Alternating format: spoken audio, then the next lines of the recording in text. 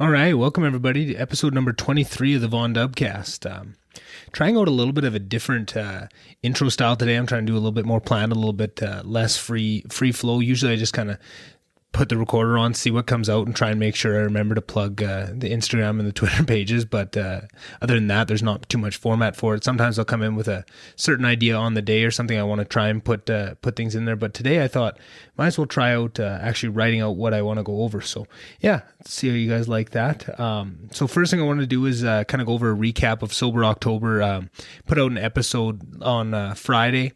If anybody had listened to that, kind of going over my plan. It's Sober October / Optimize October. What I'm pretty much trying to do is, sober wasn't the biggest part of it for me, so I wanted to add in a couple other challenges and pretty much just try as best as I can to live the healthiest month I can in all ways, trying to drink lots of water, eat really healthy, get lots of workouts, a lot of meditation, a lot of personal growth little things. So I have a whole document that I've built that as we get into it, I'll share more and some journaling and some updating with you guys to make sure that you guys can follow along.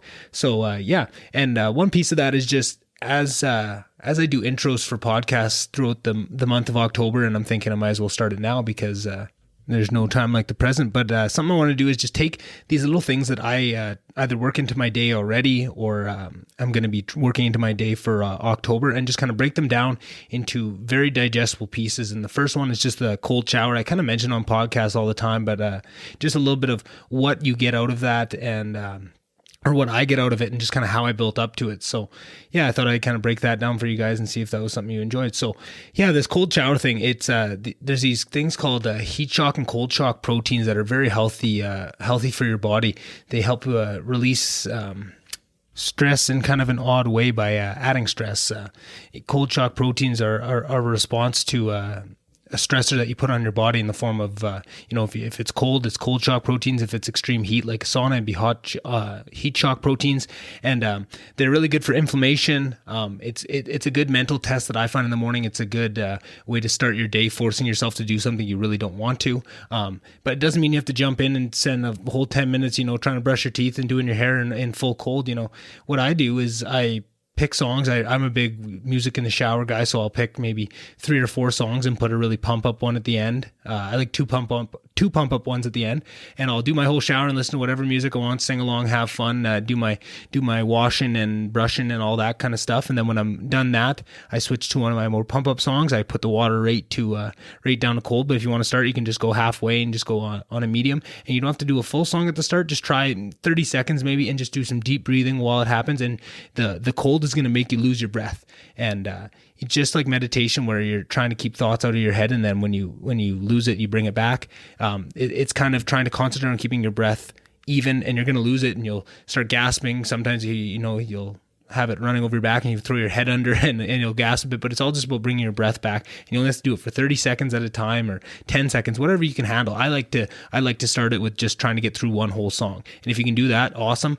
And then I like to have another pump up song to kind of keep that energy and that motion going for when you do turn it off and you're toweling off. You got another good pump up song to kind of catch you and keep that forward momentum going. So that's just something that I do. It's a couple different ways you can kind of work your way up to it. If you want to take that further, you can go into the ice bath, or you could try and put the shower to cold the whole time, but it's all about building up and just trying little things. So that's just one thing I thought I'd share with people that they could take on for Sober October as their goal if they didn't have anything else that was jumping out to them as a goal. And I'm going to try and maybe that one's not for you, but I'll try and put one of these in the intro of a little breakdown as one small thing you can do to kind of better yourself throughout the month. And if it's mid-month and you just want to try, it's all with you guys, right? I hate telling people what to do. It's just things that I get immense benefit out of, so I thought I'd try and share with you in the best way I can.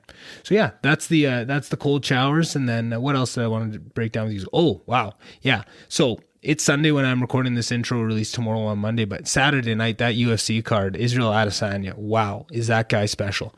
I followed him since he first entered the UFC, his first debut. I'd heard a couple things. Oh, this kickboxer with 70 fights or something's coming into the UFC. He's probably going to be pretty exciting. He's probably going to get wrestled to death and take a few years to catch on, but check him out. And he was spectacular in his debut.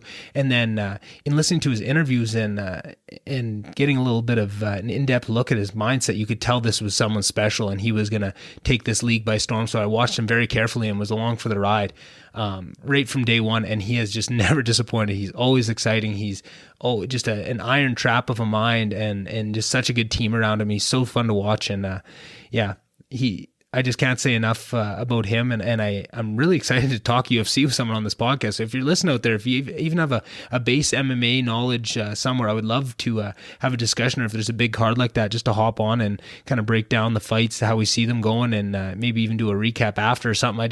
I feel like that is such a huge part of my life and something I really enjoy, and I haven't found the right person to talk to yet, so I thought I'd just throw it out in this intro of if that strikes anybody's fancy, and maybe you had thought about asking to be on the podcast before but didn't think you had something to fill the time, that is a perfect one. I really appreciate if someone could step up for that, and I'll keep trying to find them on my own. But yeah, and another kind of cool thing I wanted to share was when Izzy first came to the UFC, he was friends with a couple comedians out in New York, and he went on their show called Flagrant 2 Podcast, and it introduced me to a couple comedians, Andrew Schultz, Akash Singh, and Mark Gagnon, and it was just an incredible process. I mean, I think a week after I saw him on that interview, I had listened to almost everything they had out, and I signed up for their Patreon, and it's just the funniest stuff, like super inappropriate and pushing the limits every day. And if you're sick of,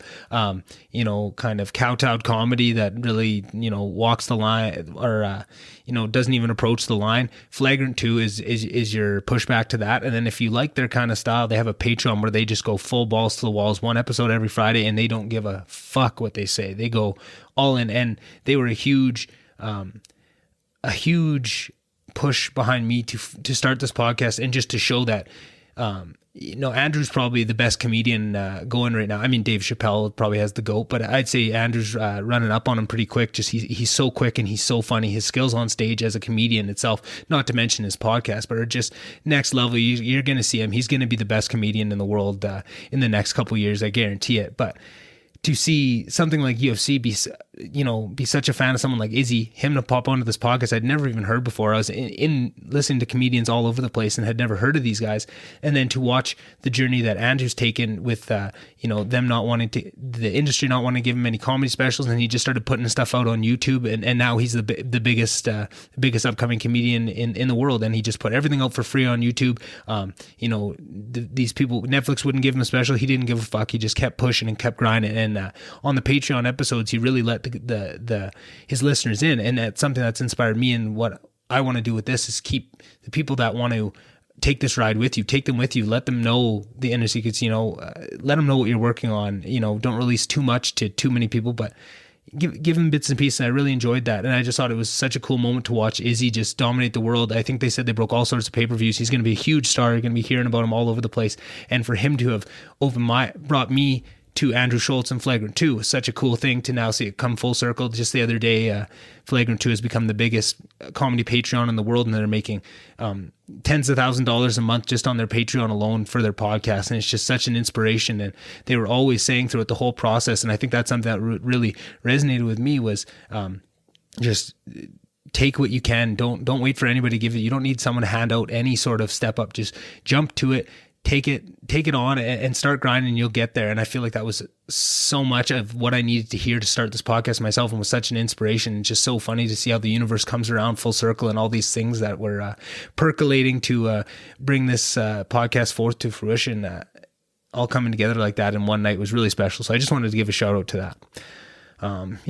What else? Oh, I'm already almost at 10 minutes. All right. So what did I forget? We got to plug the social medias, Instagram, Twitter, VonDubCast for both of those. If you could start blowing those up, that'd be really helpful. What else? Somebody that I listened to on a podcast and really connected with, and I've been actually reached out to him to try and get him on my podcast. His name is Mikey Pauker. he sings somewhat religious Jewish songs, and just it does incredible music, and is a very spiritual guy and very impressive. And he just was in a car wreck this weekend, and just wanted to send some positive vibes his way because he seemed like a very special person. I really enjoyed him on a podcast with Aubrey Marcus. Maybe I'll share it on my Instagram, but yeah, I just thought he was a very cool cat, and I really connected with him. And it was just sad to see him all in a neck brace and that. So I hope he's doing better, and just wanted to send some positive vibes his way as well. So yeah, today's guest is Shawn Gramlich. He's from Slave Lake, more affectionately known to most people in Slave as Woogy. He was always a big character in the community, played hockey, was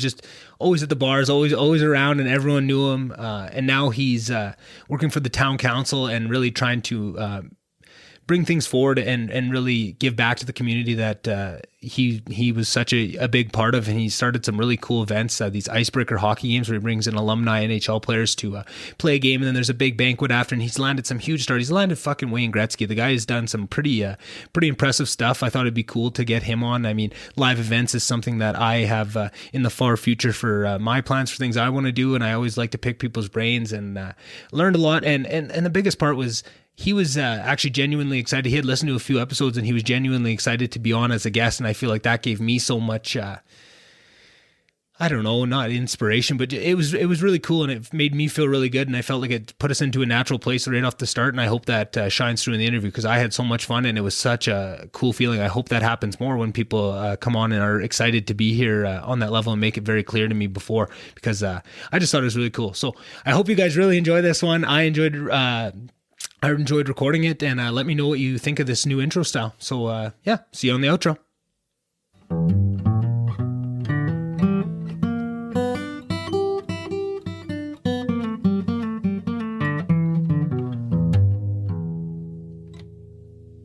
All right, welcome everybody. Episode 23 with my good buddy Shawn. Thanks for being here, Shawn. I'm pretty pumped to be on, dude. That is awesome. It feels really good to have someone be excited to come on. I feel like I love once we get onto this, but the build up and asking people and putting myself out there, it always is kind of a scary process. So when someone is excited to get on there with me, it really gets me jazzed up. Well, I had a little bit of nerves, and not anything to do with you, but I'm like, what do I have to offer this? And then I listened to like 5 of your podcasts. I'm like, oh, this dude's a natural, like no nerves at all. He'll take the lead and I'll answer questions. So yeah. I'm really excited.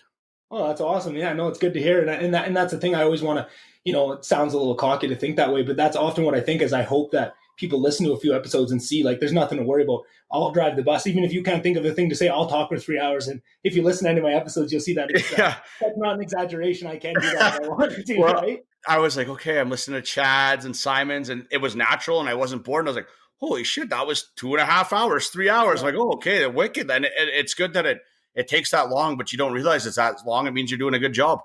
Yeah, exactly. And that's exactly the feel of it. You can kind of tell how good a podcast was right when you get off. You kind of have that initial feeling of, oh, I'm going to get some good feedback. That was a really good one. But a lot of it is just usually the ones that zoom by and you look down, it's 2.5 hours. And those are the ones are really good. If you want to answer this question honestly or just say move on, but it's your podcast. Have you had any where you're like, oh, this was just a dud and it's not going to work? I have had a few, like definitely, but I think it's more so because I'm super hard on myself. And it's usually like, I don't think I did good enough, or I didn't prepare enough, or I'm mad that I didn't explain things right, because I feel like there's these big topics that I want to get into. And you say, even on lots of these podcasts that go 3 hours, you think that's a lot of time. But when you're trying to work these really big topics in that have so much nuance to them, sometimes it's hard and you need a couple whacks at it, right? And I'm trying to get so much out, but then you're trying to bounce the conversation back and forth. But sometimes, the person you're talking to just doesn't have knowledge in this one area that you want to have a conversation. You almost have to converse with yourself a little bit. And sometimes I feel like I get out of it and I'm like, man, I really didn't explain that well. And I'm almost beating myself up more. But then you get a really nice compliment the next day. Someone just reaches out and says, man, I really connected with that podcast, and that kind of change. Oh, well, I think I'm just being too hard on myself. Yeah. That's you being the proud guy and perfectionist you are, because I bet you the end user doesn't see what you're seeing. You're going to pick yourself apart, and we're like, oh, yeah, Nick did a really good job that day. And you're like, oh, that was one of my worst ones ever. Yeah, exactly. I haven't had a guest that I've been disappointed in, right? Like I've had, me and Simon would go back and forth, and I think we knew each other so much. There was times where I wish we could have gone to something, but it was almost like we know each other too well, and we just would have butted heads on them. And some, like with my sister and stuff, there was times where I'd want to, I would be a little bit more forceful because we're family, it's just letting things go. But other than that, I think I've almost found the people I know the least. I've felt more comfortable with it. Like the one I did with that David Kinnan. I don't know if you listened to that one at all, but he was a guy I'd never met before, and someone had actually kind of reached out and put us in contact with each other. And I was so excited for that because that was my first kind of having a stranger on the podcast, and I was so excited for it. I fucked up. I was so worried about it all day on that. I brought this notebook with me to go over my questions stuff all day, and then I left my fucking notebook at home. Right? And it was in the middle of a work day because he was he's working in Africa right now in Namibia. So with the time change, we're doing it kind of midday, which I wasn't used to. So then I had to leave work, which I have huge guilt about of not being at work. So then the whole time I was just so in my head, but it ended up being one of my best episodes. But I was just a flustered fuck of emotions and nerves and just had nothing going right before it. It ended up being one of my best ones. Oh, that's wicked. Yeah, no, I really enjoyed that. So yeah, no, it's been a cool experience. I'm definitely learning a lot and getting more comfortable on here. I found that almost all the podcasts, the first 5-10 minutes before you settle in, I can hear my own voice. It's just that a little bit hint of fear. But then once you start talking for 5-10 minutes, it really settles in naturally really quick. And I feel like that is nice. The quicker I settle in, the quicker the guest can read that energy and get settled in as well. If you treat it as a conversation and not a job or a tool or I'm trying to get info, if we just shoot the shit, it's just going to come naturally, right? Exactly. And that's what it's nice to have.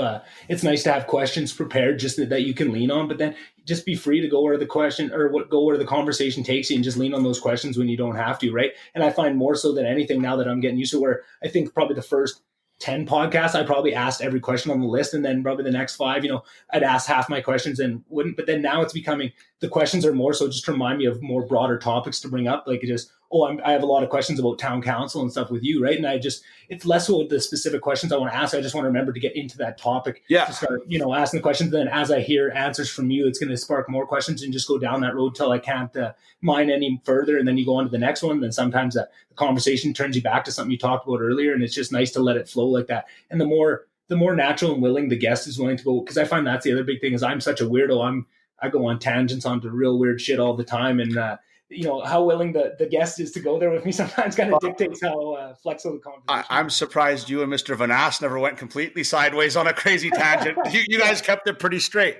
Yeah. Well, we had to definitely prepare like that. And we had a bunch of things. Okay, we're not going to talk about this. We're not going to talk about this because that's exactly it. I think the last time before I had him on the podcast, we sat in Subway and GP. He was coming up to drop some recyclables off. I think we talked for 2 hours in the Subway about everything under the sun. And like you say, when you know someone that well, you're not afraid to talk about some of the more taboo subjects. And we're going off on these things. So we knew when we sat down here, we had to be a little bit more strict.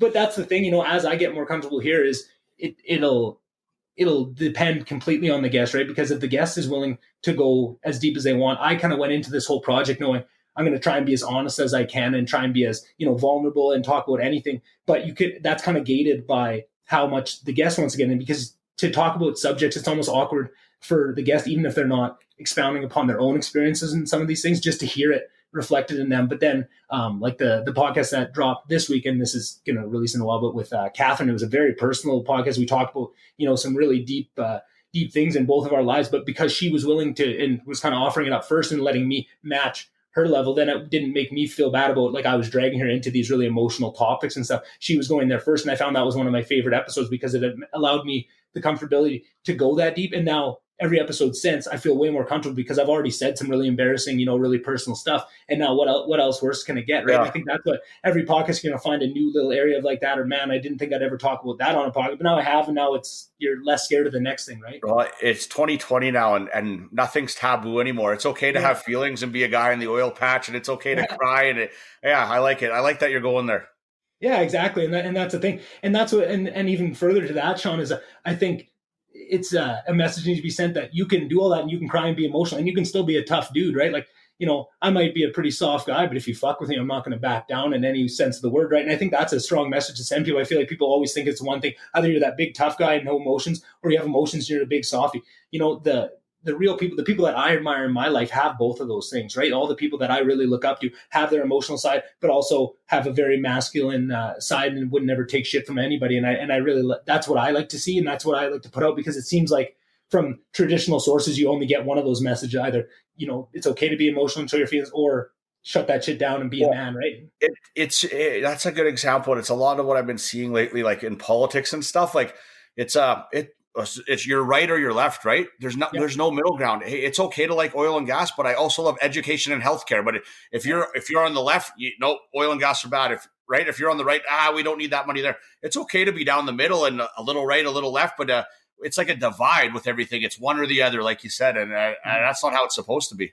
Yeah, and not only, I think, to add to that, Shawn, I think not only is it it has to be one way or the other, but I think 99% of the time the answer is somewhere in the middle. And when you shut down all discussions so that you can't even bring those two sides together to find a middle ground solution, now we have this whole base, like we're only looking for options that are completely left polarized or completely right polarized, and we're leaving all this area in the middle that, 99% of the time the option is somewhere in the middle. It's never on one pole or another. No, right? the common ground's getting neglected because we'd rather smear everyone and point the negativity of that party out or this party, where let's just work together and find the resolution.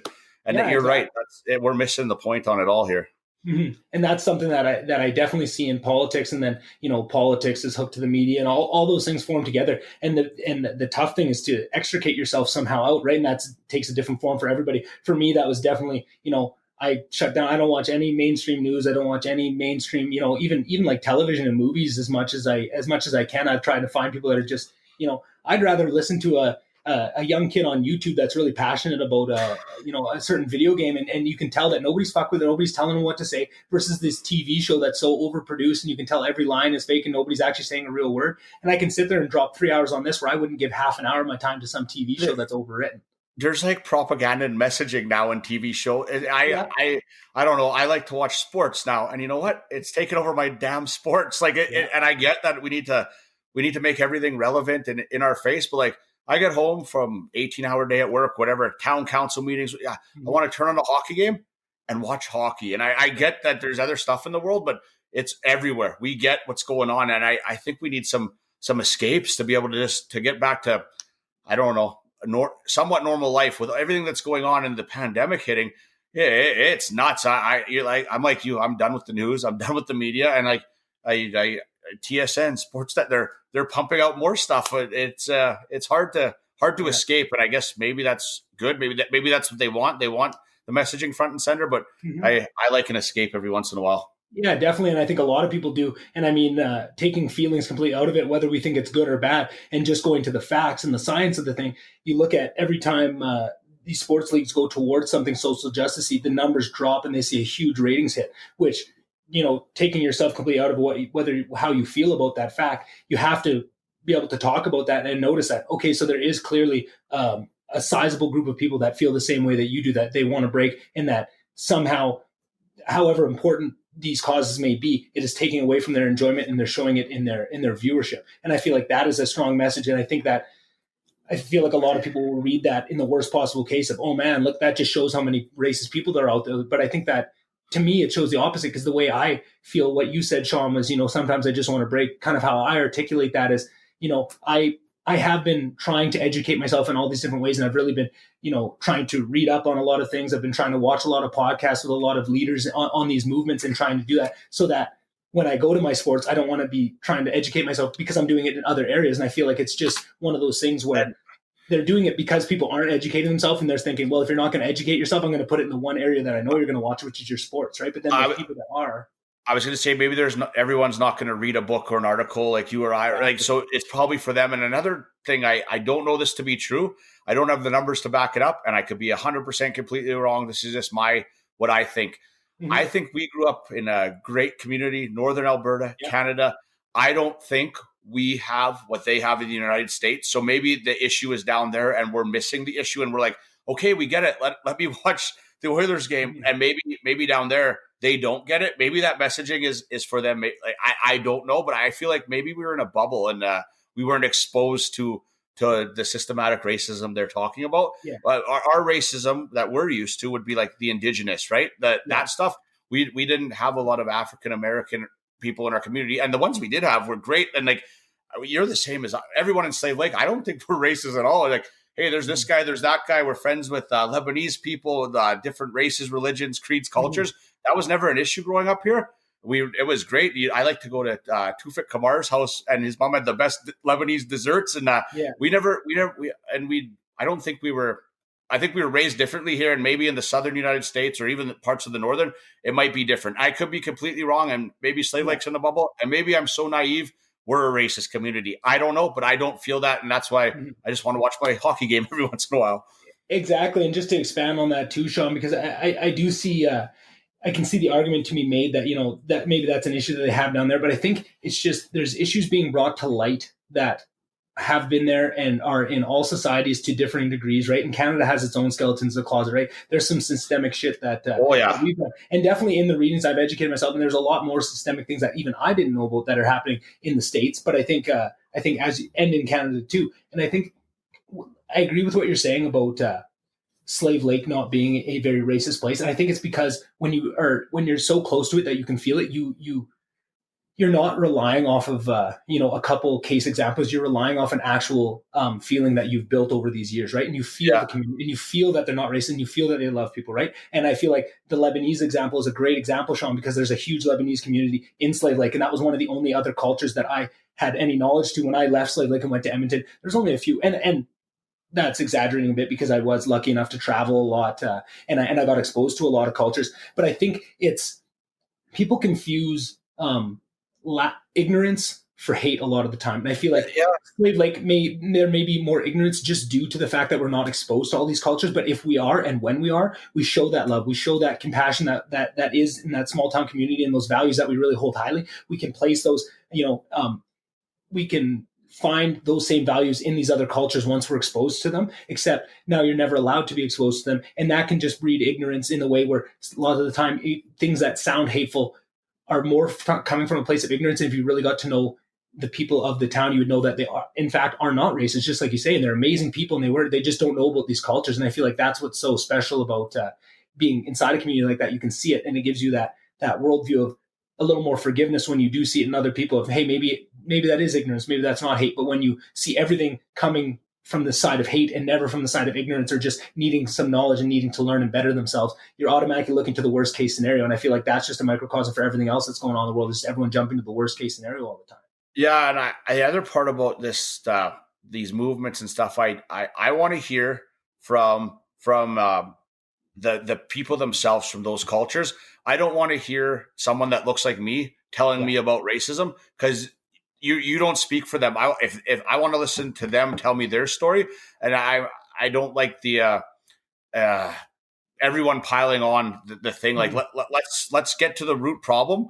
But I don't even know that we're talking to the right people. Some of the people in the news are telling me about this, and I'm like, why are you telling me about this? I get that you're supporting this cause and this movement, but like, what gives you the right to be the voice of the cause and movement? If that makes sense. I'm probably going to sound like I'm coming off insincere or something, but I want to hear from we have a large Indigenous community. I work with lots of them at work, and my brother-in-law is Scott Sinclair. I want to hear Scott's point of view on it, right? Mm-hmm. I don't think you want to hear my point of view on what it was like growing up as a native in Slave Lake, because I don't have the point of view. I don't have the opinion to give you, right? I want to hear it from the horse's mouth, per se, right?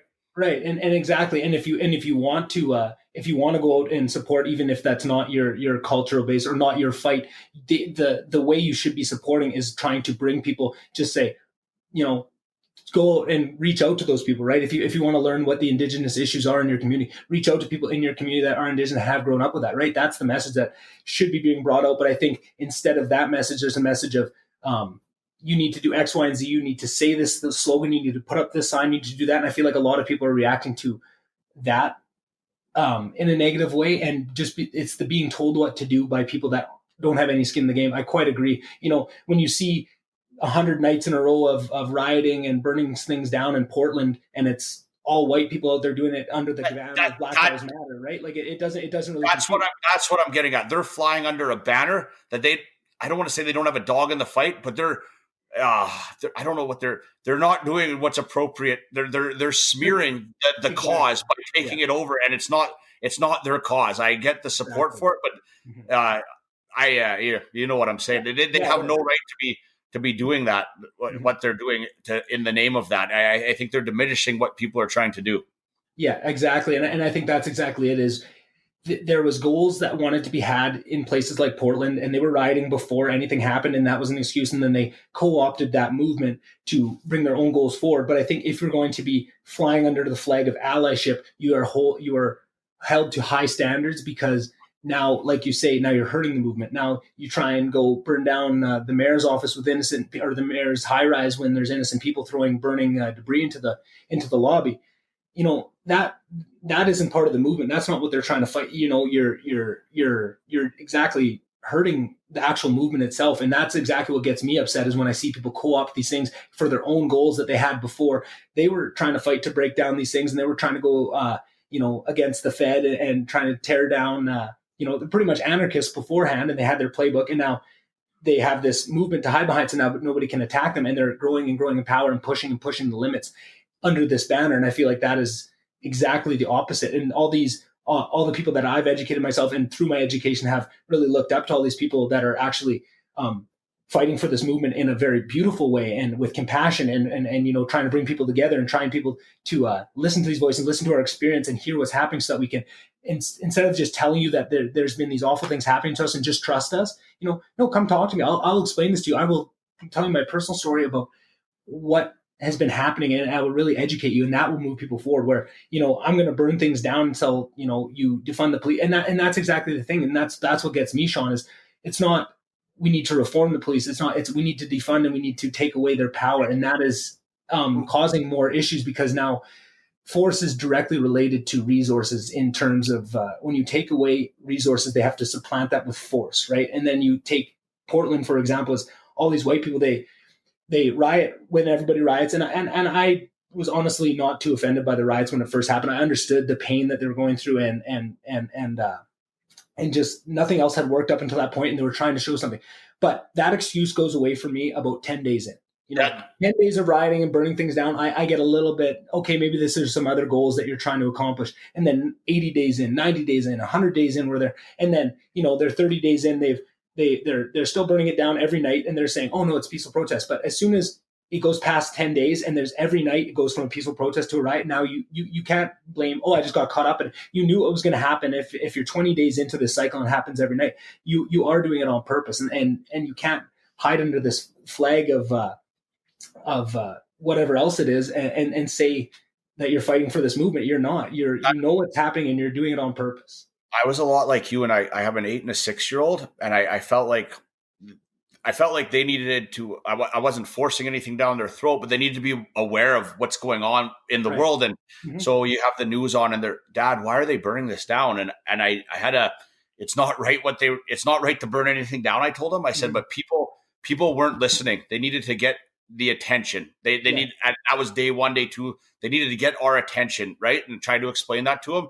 And then I was a lot like you too, where again, day 10, 11, 12, you have my attention, we're woke. And now, like, when you're looting the Nike store, you've lost my attention. Like, I didn't know where, but I support it to a degree, but what's the degree? How much, I guess I'm talking out of both sides of my mouth. I supported grabbing our attention by burning something, but it lost my interest as they kept doing it. But maybe, again, Northern Alberta, maybe they needed to keep doing it, Nick, down there to continue to get people's attention. I don't know that answer, but it was also, there's a lot of people that are on the fence about it. And I can tell you, the people that I talk to, the guys you talk to at work, the guys who are on the fence about it, the longer it went on, the more away they got from that movement, right? They're like, no, don't support it at all. So it's diminished what they were doing.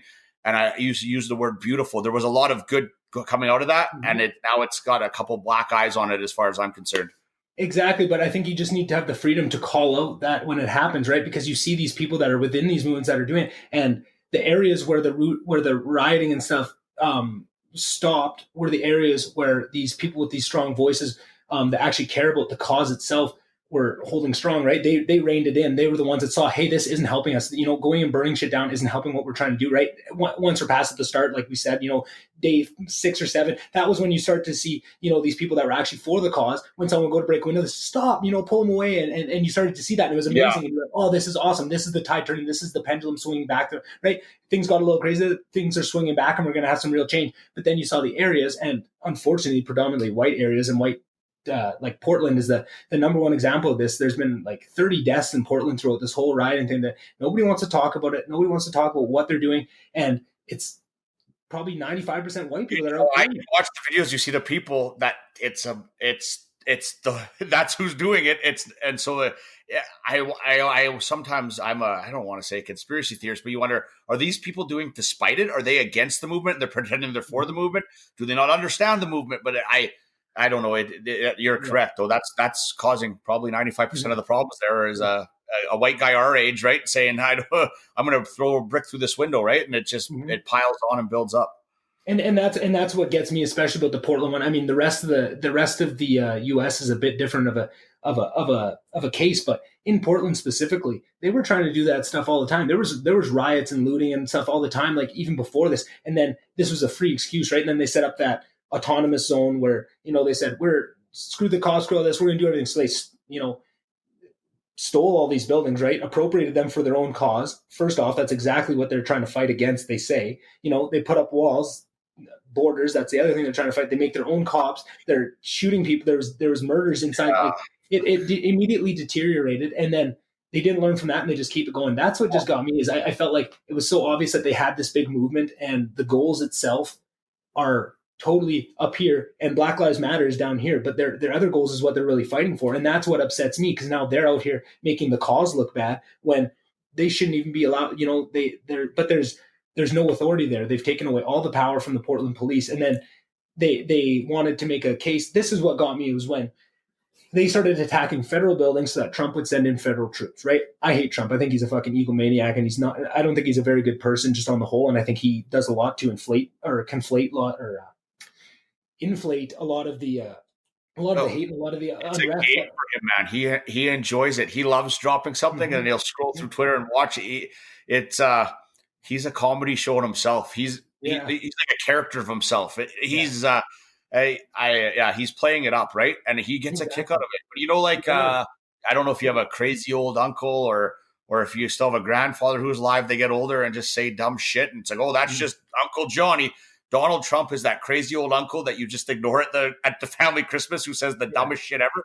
He's the leader of the free world, saying whatever he wants, and I don't think he's we're using the word dumb. He's not dumb. I think he's actually strategic. He's throwing this stuff out there, and part of it is I think he could have done he's done some good things that are diminished, but I think it could have been unreal if he checked his ego at the door and didn't want to go on Twitter and let people off.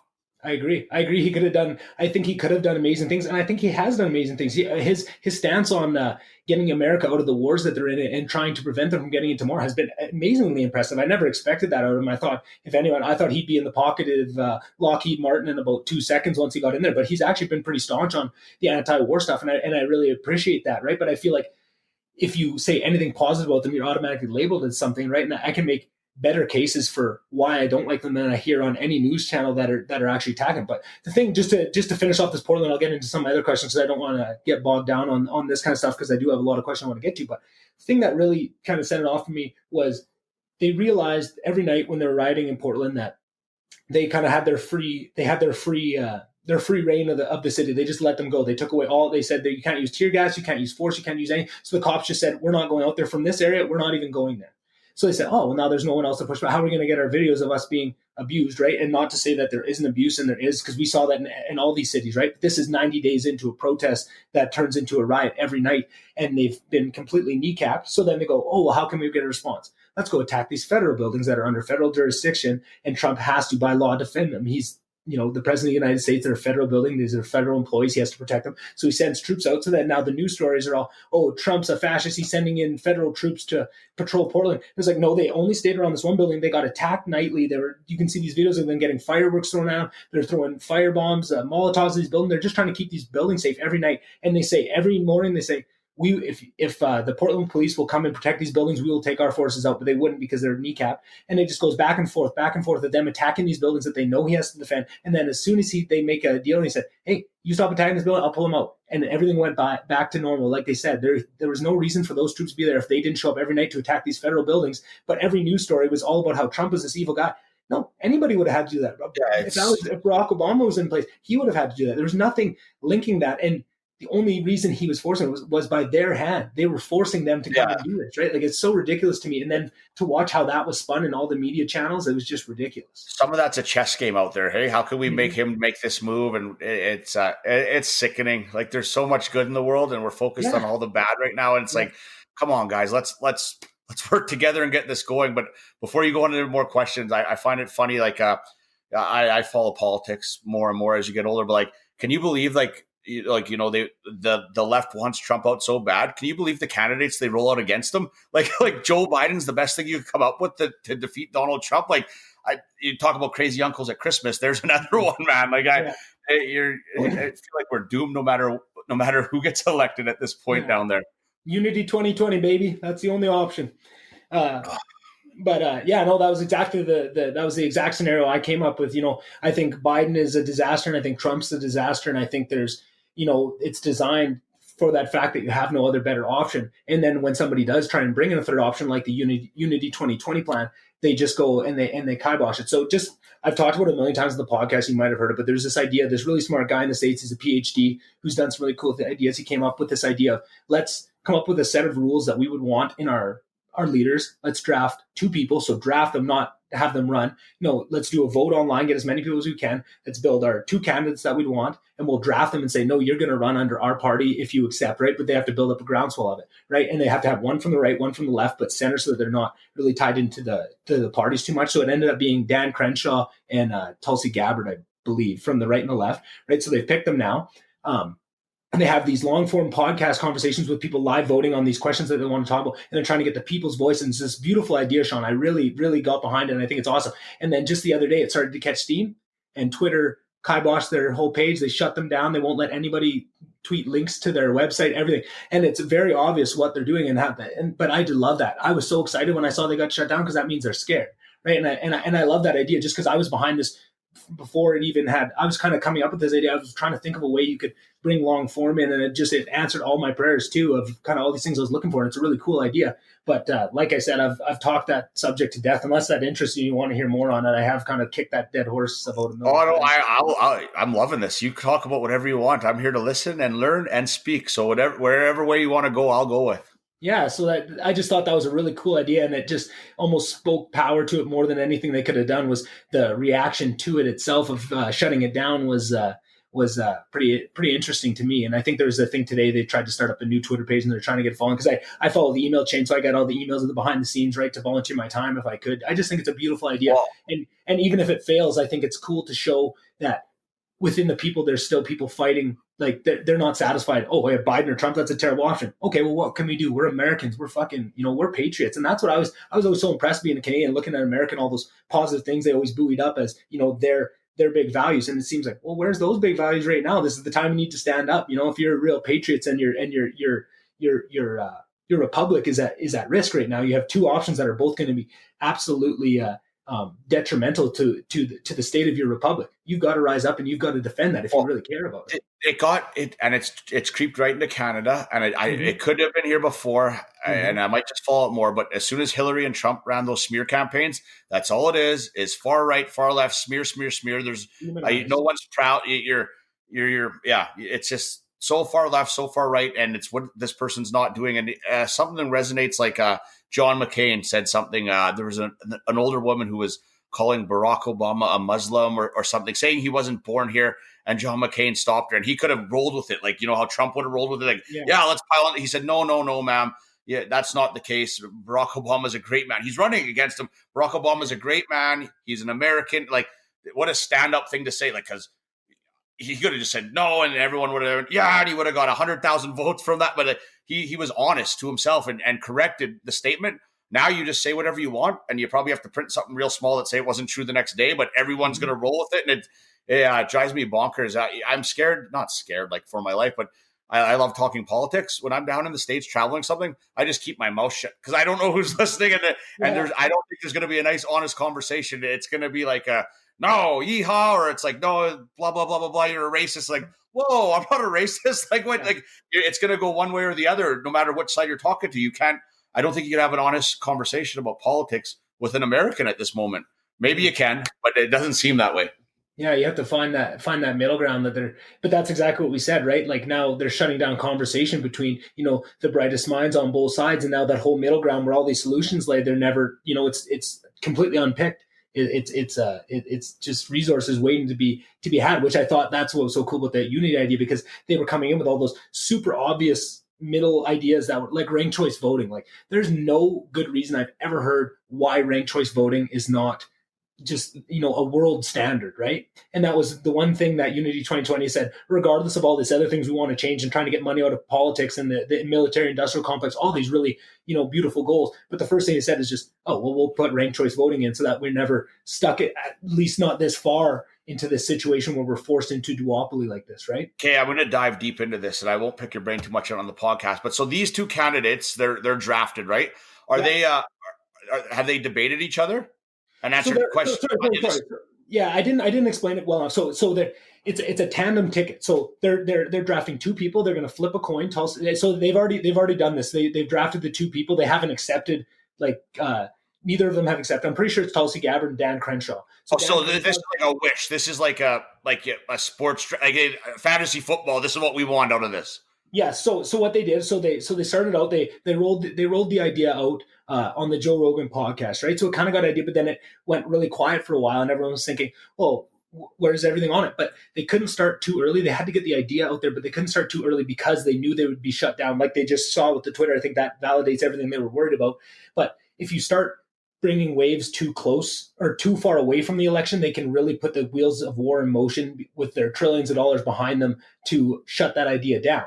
So they're trying to find that balance, Shawn, of getting close enough to the election to have a really big groundswell of support come up to it right as you walk to the ballot. Gotcha. Come in and sneak it in, which is a cool idea, and I really liked it. And I agree with that. I think if you would have started, if they would have come out a year ago and started to try this as a thing too, and also until it became obvious that it was going to be Biden versus Trump, someone with dementia versus someone with egomaniac. I had a few different ideas rolling around in my head for what I could say for the other side, but that was the catalyst to show that this was meaningful, right? And then slowly they started bringing more things out. So they started just with these campfires. So they would do these live YouTube streams. The guy that started the idea and his wife, they're both PhDs. They're both evolutionary biologists. They're beautiful people and really, come from good place. And they're just awesome. I couldn't say enough good things about them. But and they would just have on these really patriotic people that want to see change and see the issue of the duopoly kind of as clearly as they do. And then slowly, so then they picked three people from the center left and three people from the center right. I think it was Dan Crenshaw, Jesse Ventura, and who was the third from the right? This General McRaven guy. I don't know much about him, but I've only looked into him a little bit because of this. And then on the left, I think it was Tulsi Gabbard. Who are the other two? Anyway, there were six people, three from the left, three from the right. Then they did a big thing where they made a bunch of different tickets out of it, like Dan Crenshaw, Tulsi Gabbard, Dan Crenshaw, whoever on the left, right. And they made all these different options. I think there was something like 9 options of different tickets. Then they just, with the growth of the people that have gotten behind the idea by now, they voted on that. They came out with Dan Crenshaw and Tulsi Gabbard. Now, those are their two people that they're going to run, but they're still within the regular complex of politics, right? And they don't want them to hurt that by, vocally stepping out of that complex into this unity idea. So they're waiting and so now the goal is to create enough groundswell with public support to make it so that it's feasible for them to want to join in, right? So am I so out of touch, or is this so well hidden? Like, how come I don't know this? Is it? It's a very, very niche idea. It's not very big. It's not at all. And that was something that's the crux of it. But why I'm so behind it, Shawn, is I never expected it to work. I don't expect it to work, but I think the idea is very powerful. And I think that was the first thing they kind of said is this is kind of Unity 2020, and we're going to try because just the stakes are so high, we're forced to, but really this is kind of an idea for 2024 that they can kind of drew. But the way I see it is, if Canada's election is in between 2020 and 2024, and we could be in the very same position where they hand us 2 shit sandwiches and, either one of them is not what we want. And to have that idea of you can intercede and put people that the public is behind and that the public wants, because the voice of the people is a thing of the past because of the way they've set it up, and more so in the States is kind of what I'm saying. But if you're going to make it through the DNC, the RNC, to be on the face of their campaign, you have to be able to play the game. You have to be able to be corrupted, right? So now the public never has an option for an uncorrupted person.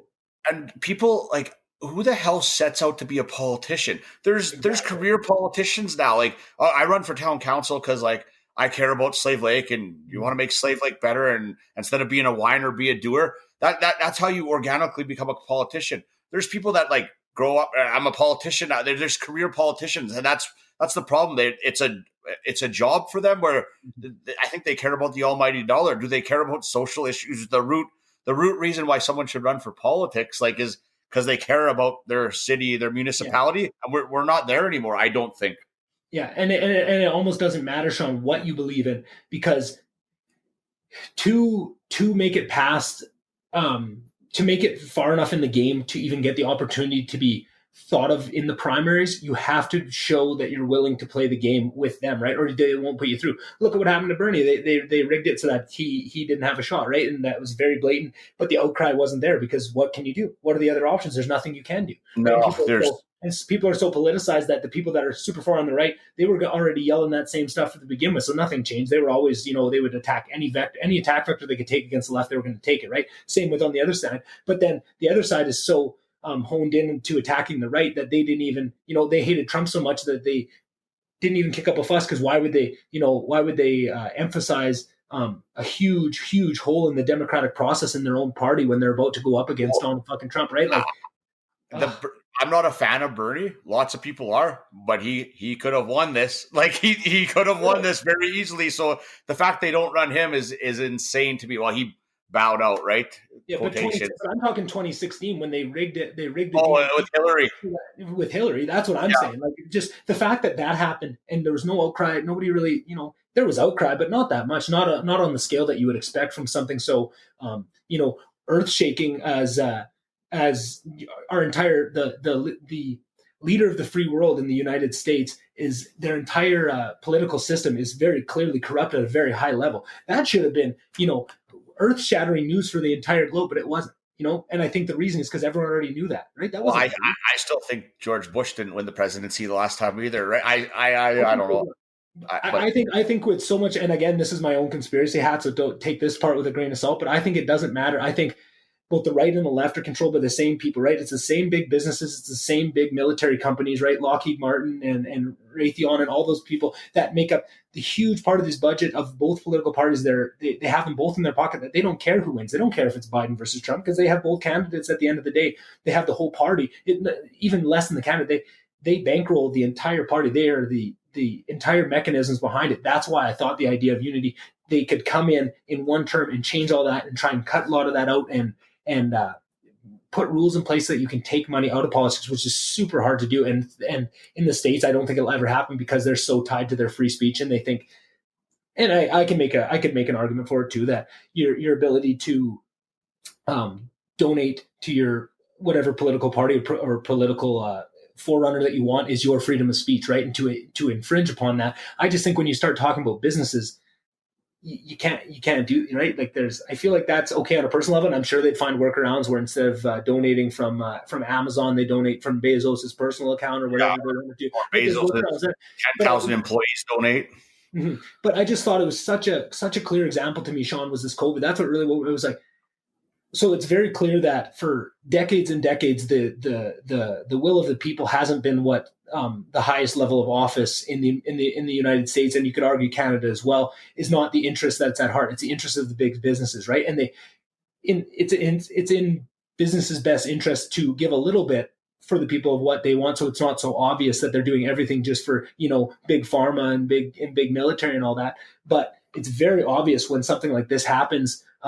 Where they protected business a lot more than they protected the people throughout all this, right? You look at the big winners out of this whole COVID pandemic, and there's a lot of Apple almost doubled, Amazon doubled, right? Like all these big companies that are the ones your big box stores, your Walmarts, and then the mom and pop grocers are going down, and the local coffee shops, like they're all getting a beating. It's sad, and in a small town like Slave Lake, like some of these places are part of our identity. Like you don't want that coffee shop on Main Street to close down, but they struggled to go through it, right? They got beat up, this mom and pop shops.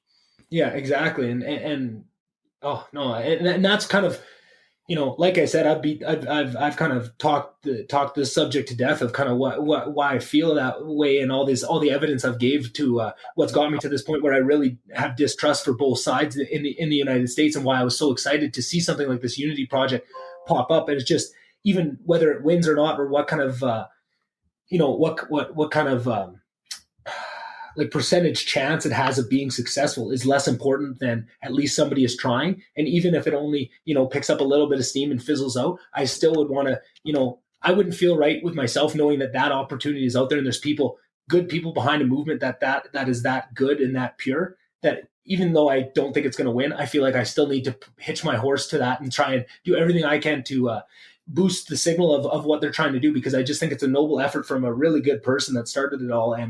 And I just think that's so cool that, in something that seems so daunting, like what can you do, right? Like for a long time, Shawn, I always thought this way. And, I've had talks with anybody that's really close to me has probably had this talk of, before this Unity project, I thought, man, the only way that will ever change in the States is violent revolution. And the way society's got to this point, weaponry that's not an option, right? You can't go up against the government, right? Like everyone's always so mad about this right to bear arms in the States, because it's a right for a militia to be armed against a dictator, right? And that was kind of the whole impetus behind that whole rule. But we're way past that. That ended about 40 years ago. The firepower, when you're comparing the two, other than, you would have to get the actual will of the people, where the soldiers themselves would, get on your side. That is the one way. But I just thought I could never think of an idea where, short of violent revolution, where you would ever be able to topple that duopoly that they've built in the States. It's just too powerful. There's too much money behind it.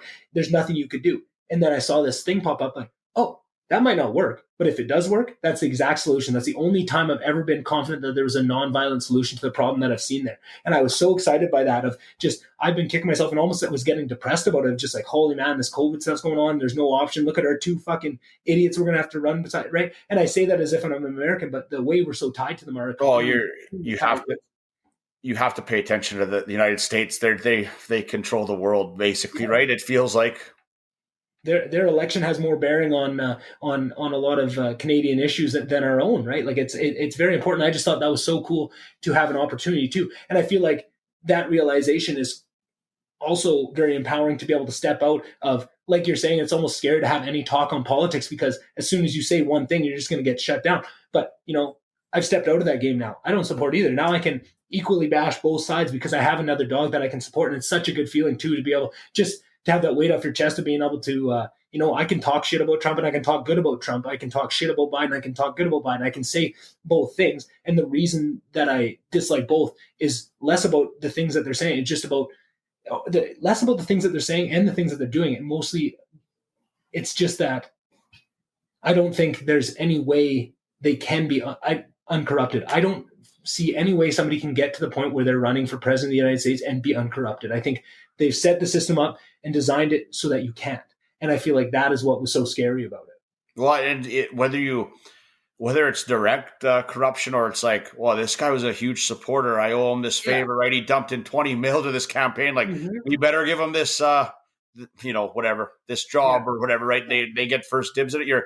You by default with stuff like that would owe someone a favor, right? Like it's messy. I think that happens in Canada to a lesser extent, or maybe we're quieter. We don't have as much money, but I think that's happening here too.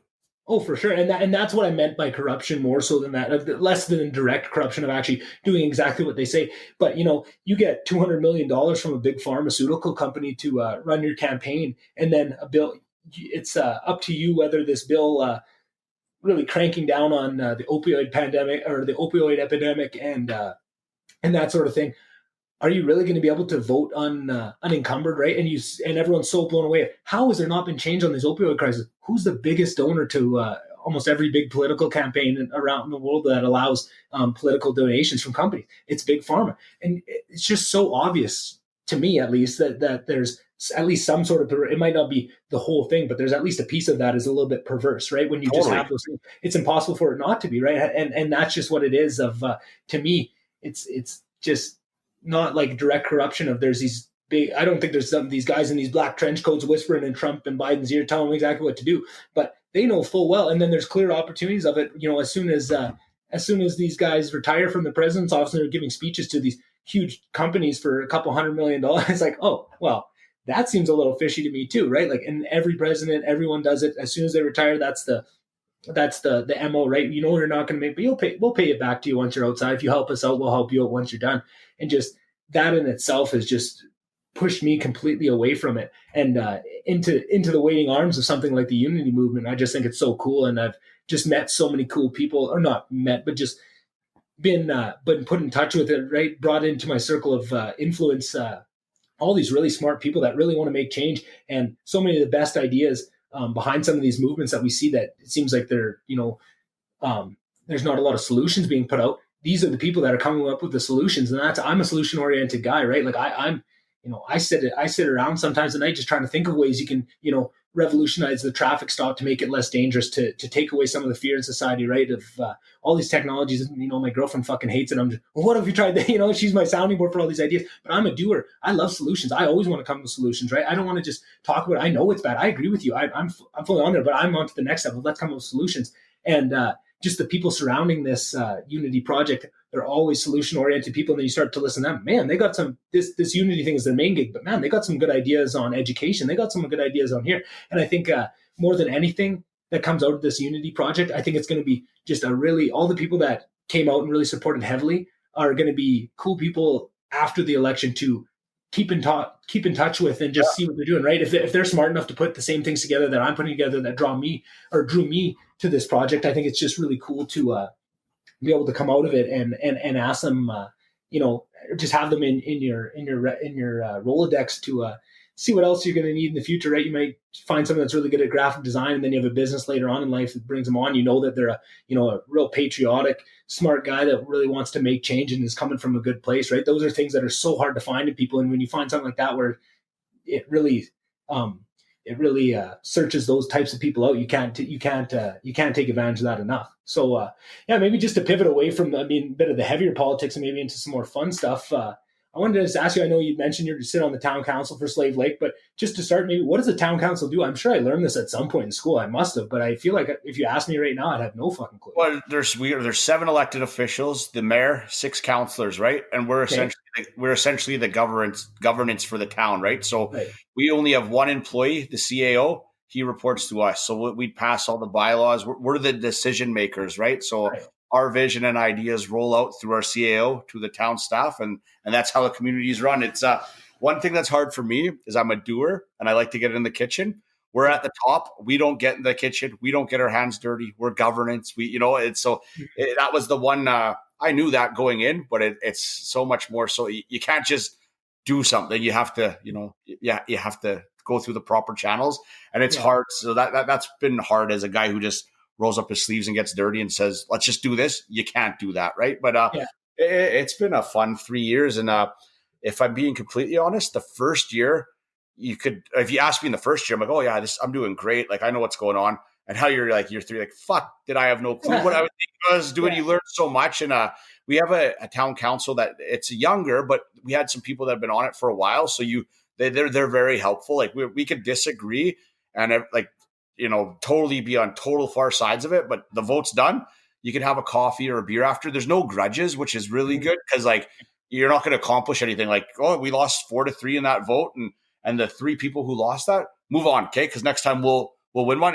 I think we're working towards something, which is helpful. And if you have grudges and start to do that, or I'm not voting this way because you never voted my way, we're never going to fucking get anywhere. And we don't have that. We have a pretty healthy group, so that's good. But yeah, back to saying like you don't know a clue. Like you're not a deer in headlights, but you're just learning as you go on the fly. And now you're a lot more confident, and you understand why you're not doing nothing. You're not asking there's not dumb questions, but there's probably questions where they were like, dude, like, did you not read the package? And I'm thinking like, I read the package, but I don't understand what it. So as it goes on, it's a lot easier and it becomes a lot more fun. And you could try to implement what you want a little more. You play the political game a little bit more. You plant seeds maybe and stuff. So I enjoy it a lot. And everyone's like, are you running again?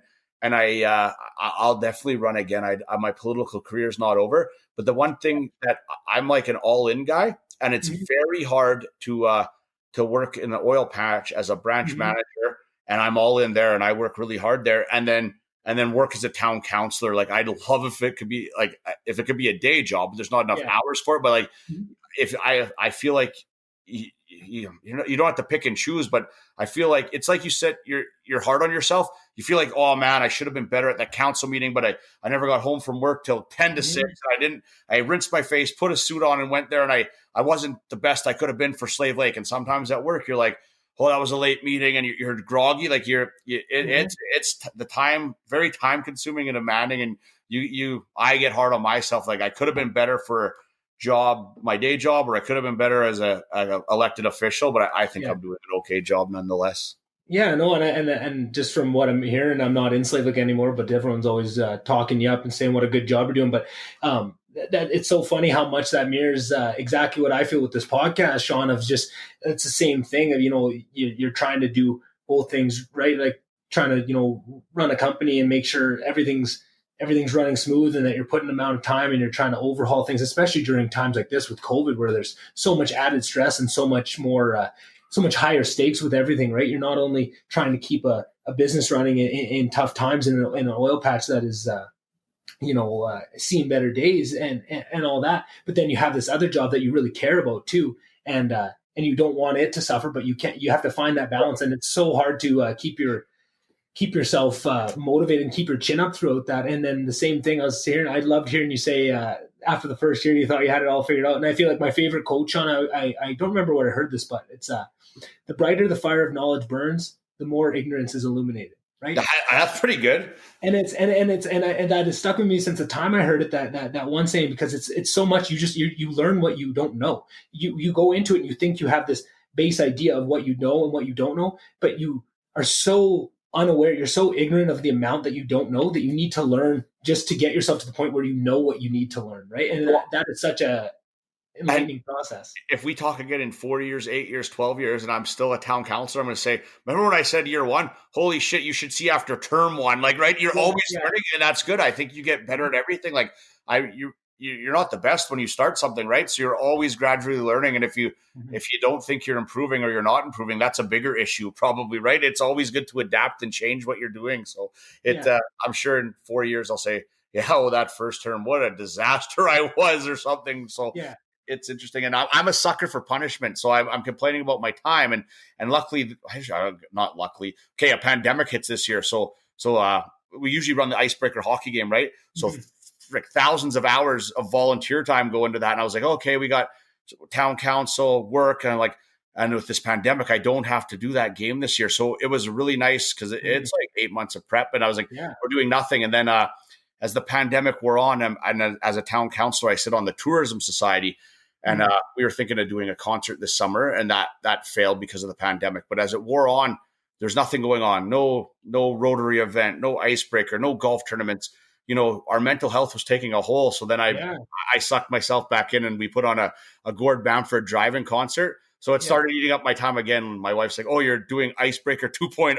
And I'm like, kind of, but it was, we've raised a ton of money through that charity, and it's very rewarding, and I won't diminish that. But to do this through the town, we never raised any money. We never lost any money. We did get some grant money. So to say we kind of made some money, but anyway, we could get back to that if we need to. But to see everyone's faces, to go to a concert, we had a carload for $80. So that's pretty cheap. And to see everyone sitting beside their vehicles, we let them beside their vehicles, dancing and singing with their families again. It was like we gave everyone something to do. That was the most rewarding event I've ever been a part of. And everyone's always like, what are you proud of on council? And you say, oh, we did this, and this, but it hasn't been any real social issues. It's all like, oh, we got this grant and blah. But this was my most proudest moment, to be able to be a part of something through the town, to give back to the community. And I don't know if everyone enjoyed it as much as it looked like they did, but I felt pretty rewarded that I was able to be part of something like that this year. Yeah. And just to know, everyone's in the same boat a little bit with this pandemic and the situation we're put in, right? We're all feeling a little bit of the same stress, right? Everyone's always got issues, but a lot of times they're always so different. And everyone, it's easy to look at somebody else and go, oh, he doesn't have as hard as I do, or everyone has and right now it's a little bit of, everybody's been on the same plane, right? Everyone has their own issues besides the pandemic, what everyone's dealing with. But there's a little bit of piece of, connective tissue between everybody right now. And especially when it's a place, and when it's happening to a place that you love so much, like Slave Lake, and the community's done so much for guys like us, that you want to give back. And then you combine all those those factors, and you give people back something they didn't know what they had lost to. Because I feel like that was a big thing that I realized when sports came back, Shawn, was I didn't realize how much I had missed it till it came back. And I think that's the same thing when you get to see the look on people's faces, experiencing, oh man, I forgot how much fun it is to go out and dance with my family and just have a night out of not thinking about it. Like, it's just, I get goosebumps just thinking about that. It was so good, the small things. And another part of this concert that was good is like, okay, pandemic, no one's working, oil field, small town. What you open up your day with a coffee and Bailey's, right, to start, and then probably won't have a beer till noon. But week 2 of the pandemic, well, you better have a Caesar at 9. Like I know my social circle was everyone was drinking a lot more, and so like through this concert, we also I'll never hammer home, hey, don't drink, hey, don't do drugs, because some people can handle things and some people can't, right? There's anything in moderation is okay. For me, I actually cut drinking out in October last year, which is I don't know how I made it this long, if I'm being honest with you, but it never set out to completely quit anything. But I think I'm a better person right now. Anyway, we could touch on that later. But I wanted to give an avenue for support systems in Slave Lake for mental health, addictions, support abuse. Just so they had some banners up. We handed out some pamphlets. Never hammered it home. I'm not a big thing of rah in your face with that, but maybe someone looked at that pamphlet and thought, oh, maybe I better smarten up, or maybe they called the number. Maybe I hope we touch someone that way too, because I think this pandemic people are dying, people are getting sick. It's awful. There's going to be substance abuse issues, suicides, divorces. There's going to be social effects for the next 10 to 15 years because of this. And so I wanted to put that in options there for people to explore, right? So that was nice to do too, but I don't know how much of that was taken in. I hope something, but just to give them the mental health for that night to be with their families or their cohort or their circle of friends, to say, here we are, and we listened to Gord sing some great songs, and we gave them something that I hope it got them through the summer, because winter's coming, and you know what Slave Lake's like in the winter. It's cold, right? There's stuff to do, but summer's our time in Slave Lake. There's nothing better than a Slave Lake summer. Mm-hmm. Yeah, and it's short enough to begin with, in that looking down the barrel, 8 months of cold is a tough pill to swallow when you've just been just living through something you never lived through before. And I think I guarantee you someone did really connect with it, Shawn, because I can't think of a better way. Just when I look at it just from a third person perspective, looking down on that, of not only you didn't shove it down the throat, so it's there for somebody to pick up if they want. I think that's the biggest piece to a lot of this, is everyone's going to make a real change or try and reach out with something. It's going to be something that they have to do on their own. And then also, I think combining that with just having those resources there when you're going through something, like I said earlier, almost you don't realize what you got. I think there's people that don't even realize how depressed and how upset they are right now, Shawn, because they haven't. There's nothing to.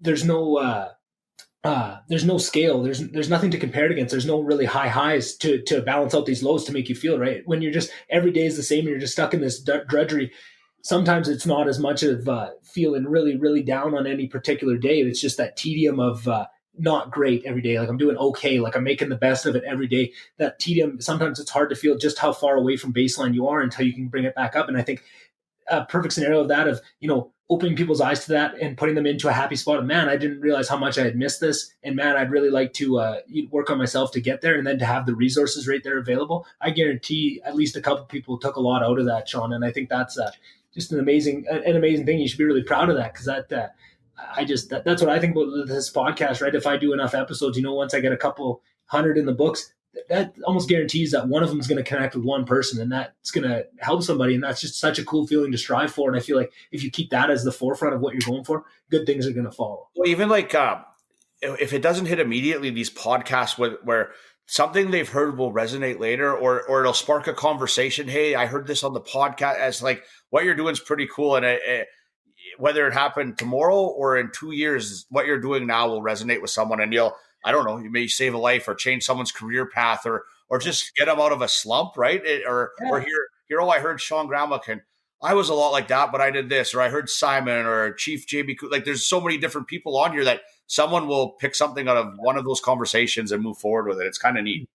Yeah, no, that's kind of the goal, and just everything else is just gravy on top of that, right? Like, I enjoy this so much. It's so much fun. It's like, if I can help somebody with it, great. But even if I don't, it doesn't really matter because I'm enjoying it so much. It don't matter. It's like, instead of saying let's go to BP's and have a beer and catch up, you're doing it right now, right? Like it's like it's your social circle almost, right? You're meeting new people, which is cool. You're connecting with old people. I'm kind of jealous. It's kind of neat what you're doing. Well, start your own. That's the next step. I don't, like I told you, like I don't know what I have to add to this, and then you're the guy asking the question, so it's on you to bring it out of me, and like so you're shooting the shit good. I don't know. I think I'd be too scripted. I'd have 30 questions. I'd just be like, what is your favorite color, Nick? Like I don't know. You're pulling it out naturally. I think maybe I'd be okay at it. No, I'm not starting a podcast. Yeah, I know. I'm just saying, but that's the other thing too. Is, and I think you nailed the nail right on the head. There it is my social circle. And I feel like that was one of the biggest things that I didn't realize, or I think I realized, and I was lying to myself a lot about it, of how that move to GP and move away from all my friends and all my family really affected me. And then, like you say, you go through those long hours at work where you come home, you just, you throw a high guard pizza sub in the microwave for a bit and hit the sack because you got to be up the next day to do it again, right? Yeah. I pretty much there was times where I'd go a month straight where I go to work, go to the gym, come home. I don't do anything else, other than that. And I think I was always telling myself, I'm not depressed. I'm not upset about it. I'm too tough, and I'm just busy, and I'm good with work, and I don't need more than that. And then when you start reconnecting with those friends that you haven't talked to, and you get that feeling of, holy man, I didn't realize how nice it is to reach out and hang out with these people and catch up and that. And it's just such a invigoration that even if it's once a week, twice a week, just to get that injected back in is so nice. And then I think the next part of that too is what I think is cool is, yes, I'm meeting new people and reconnecting with old people, but then part of this too is I want to create a network of all these people I have on, and I get a couple hours to connect with. I can then maybe one day I'll have someone on that's a country singer, say, and you're putting on a concert, you need another person to come open, and I can put you in contact, and they do it for cheap for one of your fundraisers. Yeah, you did some networking stuff, right? Where you're, oh shit, Shawn could use Gentleman X that I did this interview with. Like you're going to be able to put us in touch with each other in different avenues. It's really neat. And the thing about the old buddies you're talking about, or connecting with old people, how wicked is it when you haven't talked to someone in months or years, and you just pick up right where you left off? Yeah, this guy is definitely one of my good buddies, because it just comes right naturally, right back to where it was. Right, that's such a good feeling. I felt that a lot during this pandemic, because you're getting bored, and you're like, I'm going to reach out to this person, and it's just like, oh, this is exactly how it was 5 years ago. I've enjoyed reconnecting with some old people, and even like, I've never been home this much with my little girls. So it's like, it's the pandemic sucked, but like to be able to spend this much time with family was cool to grow those bonds too. And, your one kid is so much funnier than I thought. Like she's like dry sense of humor that I picked up on a bit, but when you're with her all day, holy shit, she's got some good one-liners and dad jokes. Like it's really neat. So there's been some good out of this stuff. And I think this podcast was almost, it kind of come together through this pandemic. Hey, like it's really got traction, and you're really moving. So here's another positive out of maybe having a bit more time, although I don't think you have that much time because of it, but you've done some good out of it anyway. Yeah, I know. And that was another big piece of struggle too, is seeing everyone else kind of the COVID being a slowdown. And for us, it was a ramp up. We're an essential service, right? We're in the fuel business. We didn't shut down for one day. We were required to go in, figure out how can we have the least contact between any of our staff, right? This is the office. Nobody else comes in the office. Everyone stays in the warehouse. The drivers just hand their paperwork through the door with the dispatch, right? We just had to come together and figure out all these ways we could do it so that you could still provide fuel and all that. And then it was tough to see people, oh man, and everyone's going through it, and there's always negative sides to that, but just, I haven't worked in 4 weeks, and speaking of all the drinking I was seeing, my whole Snapchat, all my buddies was just an alcohol fest for about 3 weeks, right, when everything kicked off, and I'm just sitting there pulling my hair out at work trying to make things go right. Like, I gotta say, like when I set out to cut back in October, thank goodness it was then, because if I was like, I was a social drinker, but like your oil field sales, right, Oiler games all the time. After a town council meeting, better go for a couple quick beers, like. It worked into where like you could be a daily drinker, and oh no, it's just 2 or 3 after this. So like, thank goodness I cut back then, because if I was going like that and the pandemic hit, like, oh no, I was supposed to sit in my basement and drink with my kids. Like it was very easy. Everyone's like, oh, you don't, like, no, like I was already cut it out. So like this is smooth transition. I'm glad that it was before that, because it might have been a different story if it hadn't been. So did you drink a lot more during it? I guess you're working, so it didn't matter. You're living normal life. You didn't have to do anything crazy. So I drank quite heavily in university. And then when I moved back to Slave Lake for that year between moving out to GP, I drank, a little bit less than university, but I mean, that was kind of a high bar to keep attaining to. And then I moved to GP and I stopped pretty much drinking altogether because not that I don't want to, I just got nobody to drink with, right? I'm not going to go like I said, sit out there and drink by myself at the house. I don't have many friends here, but then when I'll tie one on if I went back to Edmonton for a week, but there could be 3 months before drinking. And that's the other thing, Shawn, is I was university drinking. I was fucking putting away some liquor. Yeah. You stop drinking a bunch, and then now I go to the bar and I have, 2 vodka sodas and I'm fucking falling over. Big tough guy here, just taking it right to the dome. Oh yeah, that's I wasn't university drinking because I'm not university educated, but I was university drinking anyway. Like I was many years. So when it was just like I one thing I learned that was helpful for me is like maybe I have a problem, and it was a problem, but it wasn't like the addiction problem. It was some addiction count. Someone's gonna tell me I'm full of shit right now. I never had an addiction problem. Maybe I did, maybe I didn't. It was a habit, right? Oh, you're bored. Oh, we got to stop for a beer. I'll stop at the lounge now with those guys. And I probably drink way too many Pepsis now, but I'll have a pop. Like, it was out of habit. We're bored. We have nothing to do. Here's a beer. You're going to come over and help. I shoveled your driveway. Let's have a beer. It was like a small town default. And it was to learn it was a hat. This is my opinion, and I don't give a fuck what anyone says. It was a habit, not an addiction. So I was pleased because I'm like, am I going to have withdrawals? Am I going to be shaking? Like, am I going to have to see a doctor? Do I have to go to rehab? No, I just had to grow the fuck up and stop having beer all the time. So that was helpful in my mental health and learning a bit about myself. And then thinking the other part that scares me a bit now, it's like, well, it was just a habit. So maybe I should go for 5 beer after work. I'm like, but I don't need that. Like I could go to those same customers. I could go with my same friends. And the other fear of quitting something like that or slowing down is everyone's going to think you're a loser and no one's going to call. For the first bit, some people called more to check in on you. And now they don't call as much because like if they're going on a bender, I've been there. You know what? The conversation gets, if you're 6 beers in, that conversation's gone. And I think they realize that. So yeah, don't call me if you're going on a bender. If you guys are going to throw some money in the slots in the afternoon and have 3 beer, I'm your guy. I'll come lose money with you guys. But yeah, so you don't lose friends. No one judges you. And anyone who does, that's on them. They have their own issues if they're right. Because maybe I was an addict and it was a huge problem, which I don't think it was, but you shouldn't be judging someone if they were, right? So it's and we got good buddies and people we know. Simon, for example, all of a sudden he'd be like, oh, I haven't drank for 8 months. Like, oh, didn't even know you stopped. Like guys quit and stuff all the time. So, and I just never had. And it was a problem in the sense, like, instead of in between work or counsel, instead of coming home and being a better husband or a parent, well, I could always go for 2 beers with the mayor or this counselor, or there's a customer at the local lounge. Well, guess what? It's Slave Lake. Everyone's a customer and they're also all my friends. So that's a pretty easy excuse. And no, I was with this guy and we did work last week. Well, I did work with everyone and they're also my buddies. So you're lying to yourself when you said you had to go with a customer. Even sometimes you're justifying it. And so I worked that out of the system and I still go, I still pop in. I still do a good job with my sales. And now we just save half the bar bill because it only goes to the customer and I'm crushing waters or Pepsis.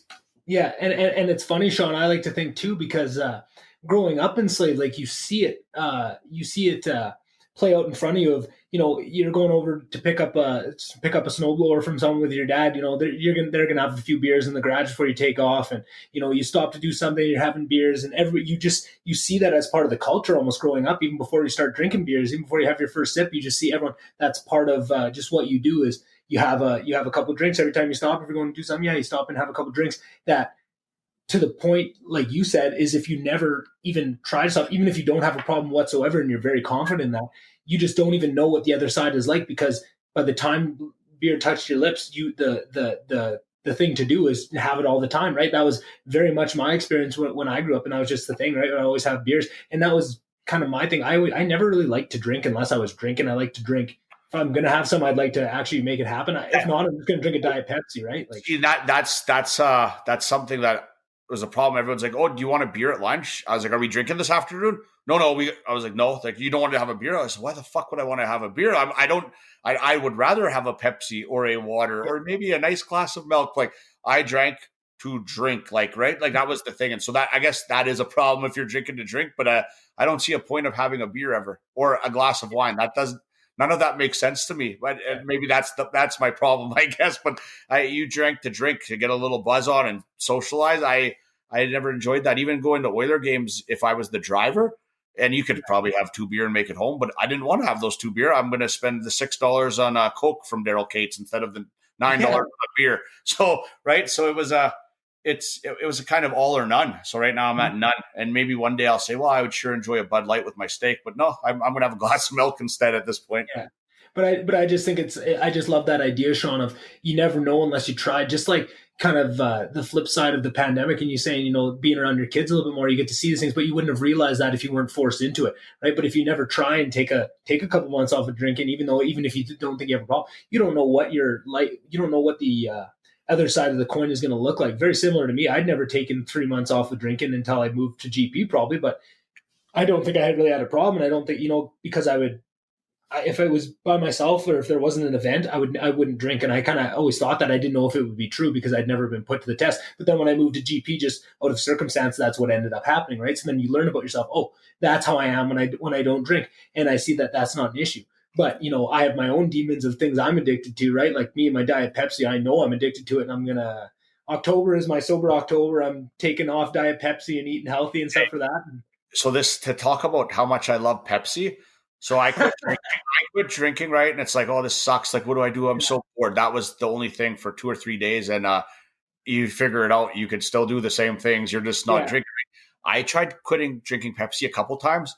I can't go till, if I quit drinking a Pepsi tonight, I couldn't make it till noon tomorrow without a killer headache. Like, I am so addicted to the sugar. My body just craves it. And you know what? I'm not quitting drinking Pepsi. I've quit enough in my life. I'm going to crush as many Pepsis as I want at this point. And I'm probably going to be real overweight and have diabetes, but I'm okay with that at this point. Yeah, you'll take that solution. No, that's the same thing, right? Like but I know that about myself, Shawn. So I force myself because I know that I'm going to drink Pepsi in the day, and I know that that's going to be part of it. So as soon as I get to work, I fill up my big 1.5 liter thing of water, and I just try and down as many of those as I can till about 3-4 o'clock. And then if I start doing it, then I try and mix in a water later in and try and, you know, be better. And I heard someone say that if you get a cup with a straw in it, you drink way more water. So I got this. Obviously, went and bought a bunch of just to try and force myself because I know that I would be better off drinking water. So I'm just going to do everything I can to try and force it. You fill up with the water fluids and then you don't have room for the pop or something. Is that the idea? Kind of like pretty much, or just not even that, is just to make sure that I'm actually getting some water. Just because I know if I don't force myself to work water into my day somehow, I would drink pop all day. I know myself, right? Like if I just, you know, I got to see that. So I got to see exactly if I put no confines on myself. That was me in university when I was living in Lister by myself in that fucking res for 4 years, just being an absolute slob, right? I come out of that thing weighing fucking huge weight, like gained so much weight, just a slob, drink pop all day, and then I had to fucking lock it down. And I would do that every year. Like it would be, so first year I went to school, kind of got fat and lazy and didn't do nothing, didn't work out. Then summer, get in good shape, started doing the Spartan races, kind of came back second year in pretty good shape. Same thing, drinking beer all year, get real fat, come back, you know, kind of half-assed that summer. Maybe you have an injury and you don't come back as good a shape for your third year. Same thing. That by the end of my fourth year, I was fucking a giant fucking slug. I look at pictures of myself, I'm like, holy Christ. But that was eating pizza and eating Chinese food and ordering shit, not working out, drinking pop. And I got to see exactly what I am when I don't take care of yourself. Exactly. But and I kind of had let it get to that point of just, you know what, this is the time. School is, if I'm going to do it this one time, this is it. And then right when I left school, it was, let's lock this down, let's start working out. And I probably haven't gone more than a couple of days without working out since I graduated because of that. But it was just like, no, this is not an option. This is not what I want to be. I don't feel good. I'm getting winded going upstairs. Fuck that. Now you're younger than me, but I don't know. You played hockey growing up, so you're on the ice 2, 3, 4, 5, 6 times a week. Did you ever have Mr. Carlton as a gym teacher? Oh yeah, he's my favorite teacher. Fucking unreal, right? Like, and this guy, like, he will tell you you're a piece of shit. And you're like, no, I'm not. Like, he gets the best out of you. He's old school, and I love him. And if you don't like him, beat it. He got the best out of me. So you have Carlton's gym class. You have I would always skate with the ages up. I was skating 5, 6, 7, 8 times a week. But that was my big default. I was still putting poison in my body, the pop, the chips, whatever I wanted, but I was so active. So as it got older, you don't want to go to rec hockey. You're working more. I just ballooned up too because I never changed my eating. I was always a pig, but I was so active, and now I'm not active. But I got a new dirty little secret. I'm a pickleball player, and it's making me sweat, and it's a blast. So I don't think I'll play much rec hockey. It's just I don't have time at 10:15 at night to go play hockey. I don't. It doesn't appeal to me at all. So, but this pickleball, it's a new passion, and it's catching on in Slave Lake. We've had a few injuries, but I'm still one of the people not hurt, so that's good. I had the mayor out one day. He's been begging for racquetball courts as a joke, but if we approved him at the council level, I think he'd be all over it. So I said, Tyler, you're talking about racquetball. We've been playing pickleball, and he kind of said, was that the old man sport where like Joe McWilliams, the local newspaper guy, he like tore a tendon in his leg or something? Is that the one Joe got hurt on? Yeah. Oh, haha. Okay. Yeah, I'd play. And then he's like, well, Janice says I might get hurt. He's like, no, I'm coming. Half hour in, I heard like it was like the sound of like in a basketball game, you hear the rubber on the floor. It was kind of like that, but louder. I was like, and I thought he like twisted his ankle because of that sound, and I was like, oh, was that his shoe? And the guy on his team was like, that came from inside his body, and so like so he was on. Oh, it's funny, but it's not. But he laughs now, but he's off crutches this week, but. He had to go to the Edmonton. It was maybe going to be surgery. Now it's just rehab. So like, here's the problem though. We're pickleball is like a low combat, like it's a low competitive sport, but we're playing it. We're calling it smash ball now because we're running around diving. But the big thing is Tyler, he played some baseball growing up. We were all active at some point. Now we haven't been active for 10 years, but let's start a competitive game of anything. We're running and diving, and none of us are in shape to run or dive, and no one's stretched. So that's why there's these injuries. So it's a blast though. But have you played pickleball? No, and I keep hearing it over and over, and that's what I always like to say. If I hear people that I respect bring something up multiple times and it keeps coming up, I always want to try it. That's what got me into meditation. That's what's got me into a whole bunch of things, right? And I've been hearing pickleball all the time. So sell me on it. What is it? How do you? It's like a hybrid between tennis, a badminton, so you got these rackets. They're like oversized ping pong rackets, and you're using a wiffle ball. Right. You're smashing this ball and it's coming, but then it's dropping. And we got a couple old guys in Slave Lake, older than me, not old, Dave LaFrance and Kevin Campbell. And I think these guys started training 3 years ago. They say it was a few months before us, but they kind of brought pickleball to Slave Lake, and they're wizards right now. And I didn't think anyone would ever beat them. And my partner usually ends up being Gordy Durker. And Gordy, he had a chainsaw injury, so he's out of pickleball for a while, not pickleball related. So I was paired with Ryan, and we actually took down the champs. We beat them, and I say we beat them, but I was like I don't know, the backup goalie. I was Andy Moog on the Oilers collecting cup rings. Yeah, Ryan did all the work, but I still got the championship ring that day. But it is such a blast. Like when you come to Slave Lake, we'll go there and we'll play, and you'll play once and you'll be like addicted. It is so fun because it brings out the competitive juices. And like the only thing I miss about that compared to hockey is like when you're frustrated, I like to like two-hand someone behind the play and take out some aggression.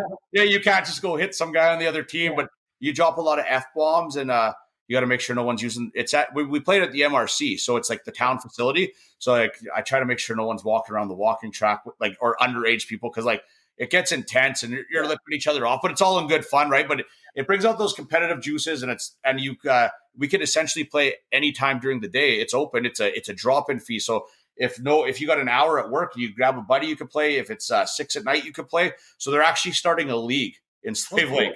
So we might do that, but I think the league's going to be more of a newcomers league, and not that we're like a month into it, but like we've all played sports. We have some athletic ability, and it is actually designed for like the older crowd. So I think we're going to gear it more towards that, and we'll just still do our drop-in and beat the shit out of each other probably. But like, I'm sold on this. It is the greatest sport in the world other than hockey.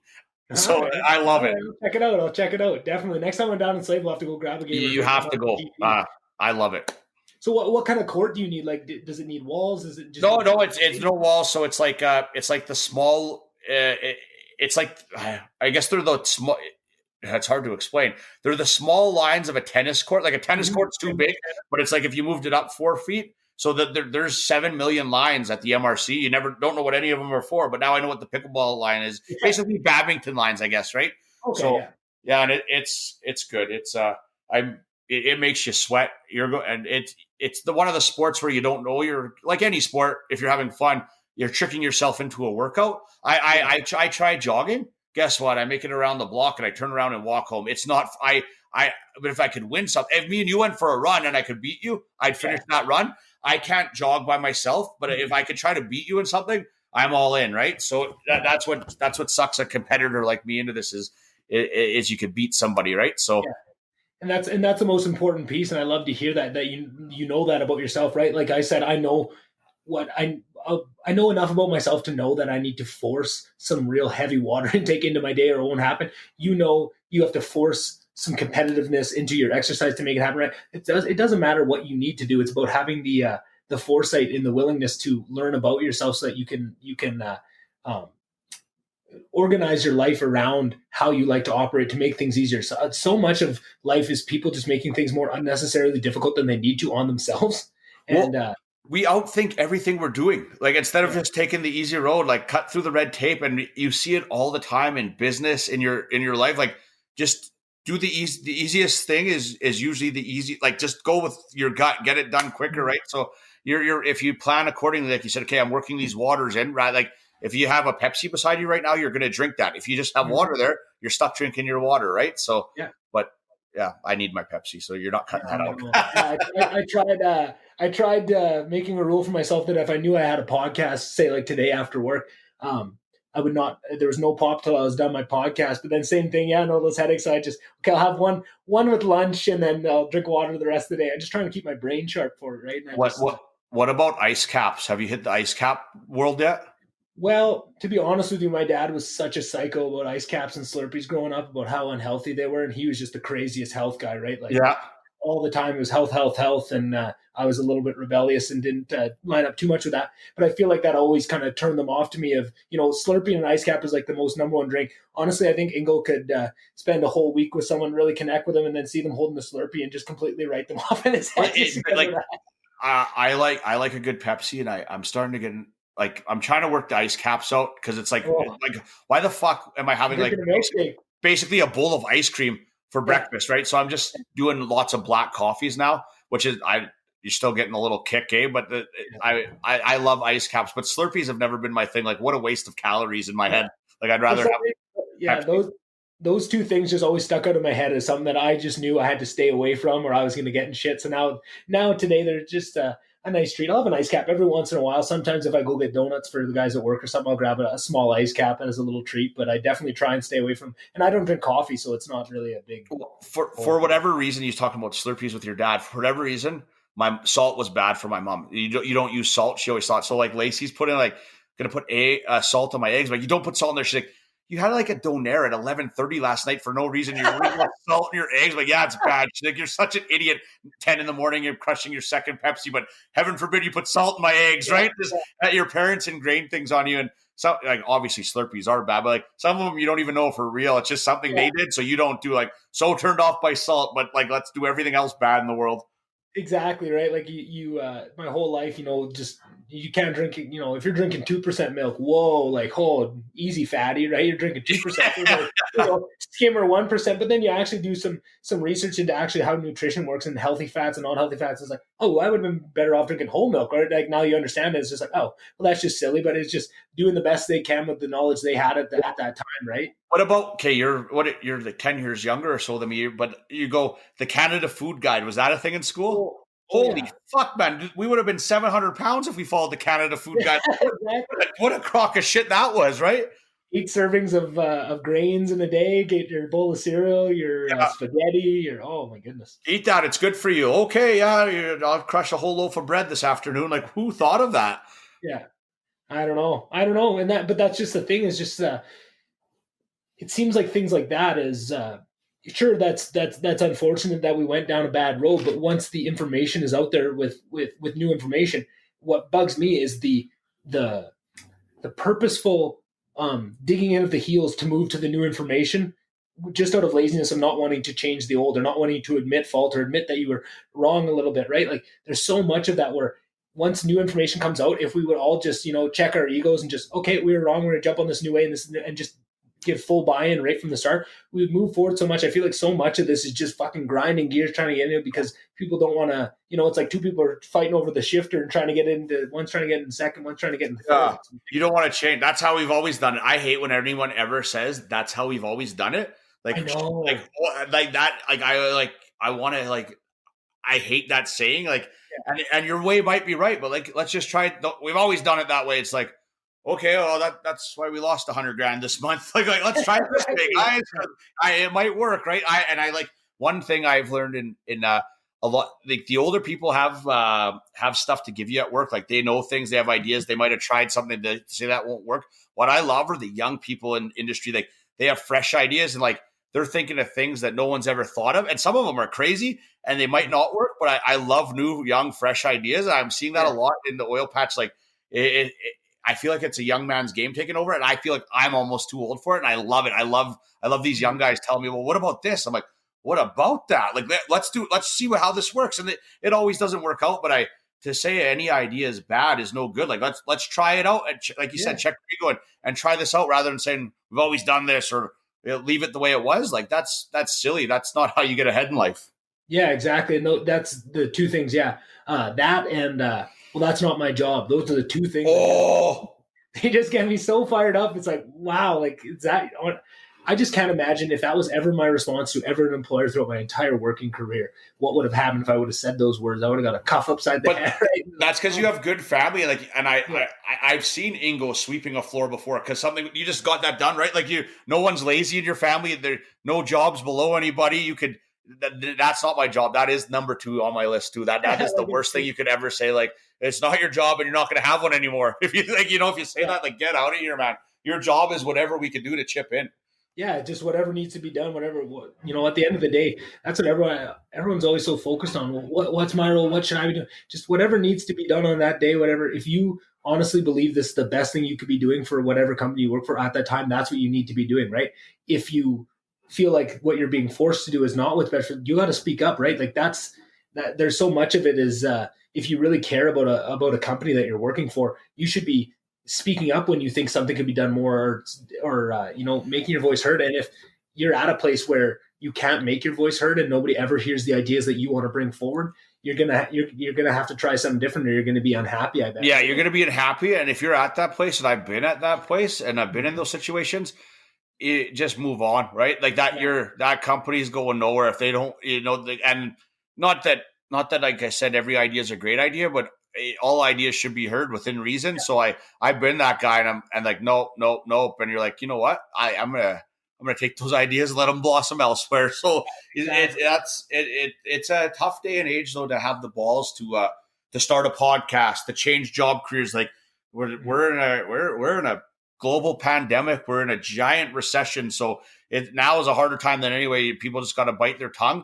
But if you have to bite your tongue and not be happy, I'd rather say what I want and try to make the company better. And if they fault you for that, oh well, I guess, right? At least you tried doing what was right.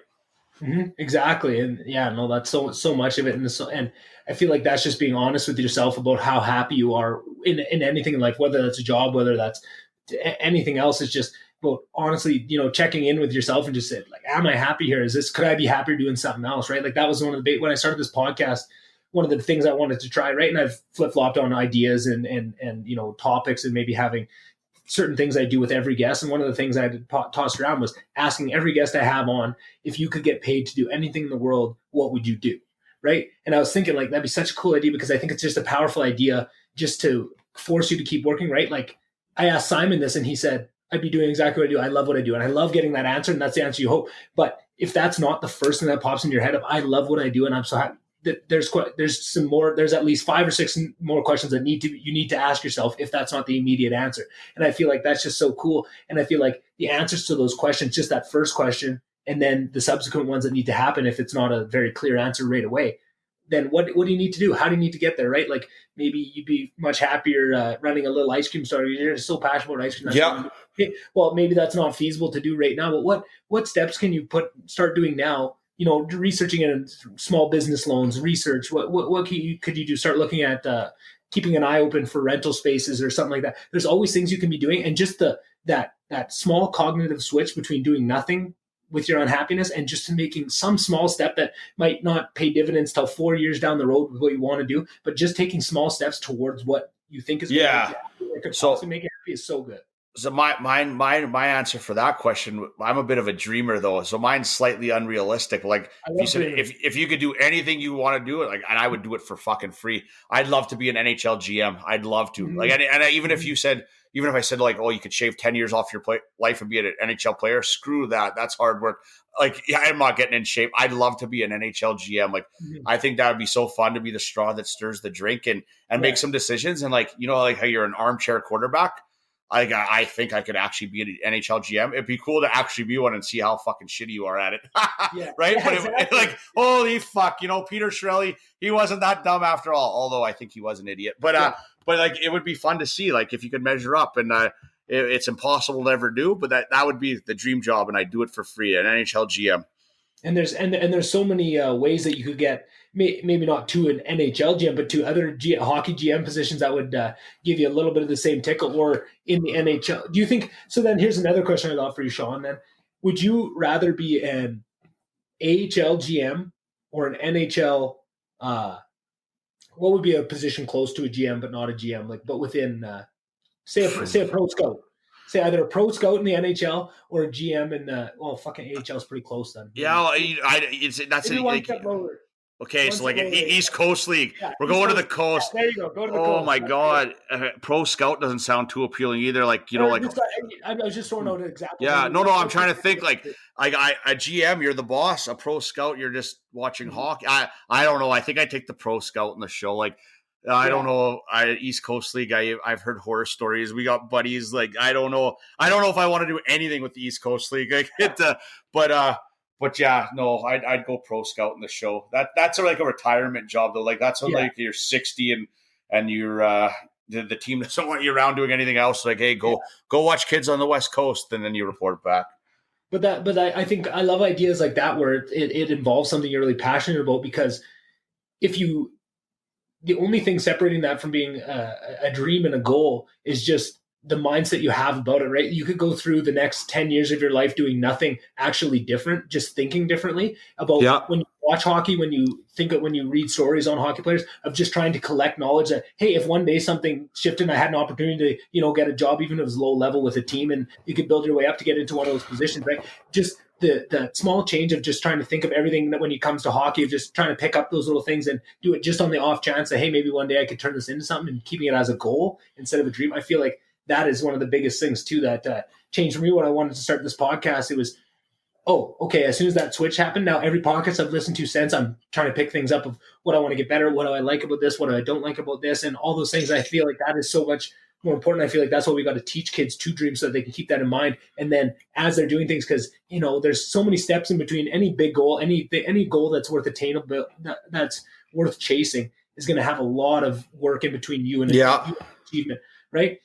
But if you can change it so that even what you're doing now, you can slightly just move even if it's only inches closer to that goal, it's that positive feeling of doing something for yourself. Now you're not just going to work every day making a buck for somebody else. You're doing that small little part for yourself. And I feel like that goes so much more for your mental health and for everything. And also it's just a good way to look at life. It's keeping things positive, keeping that dream. Because I think dreaming is a big part of who we are as humans. I think that's what's got us very far. And I feel like it's very, very much, not supported and actually pushed away. I think we demonize dreamers a lot in our society these days, and don't let people to, because I think it scares people. It does. And like, I have smaller goals in life, right? But like that, if that's my honest answer, anything, but like, even like the Simon answer is a great answer, but is it even a great answer? Cause like, what else are you looking forward to if you're doing what you like? I always want to be doing something else. Like, you're doing what you want to do. You're going to do this for 30 years. Like, let's go bigger, Simon. You got more entrepreneurial skills left in you. So I think Simon gave you the generic answer. I'm so happy, blah, blah, blah. I think he's got goals and dreams. Yeah.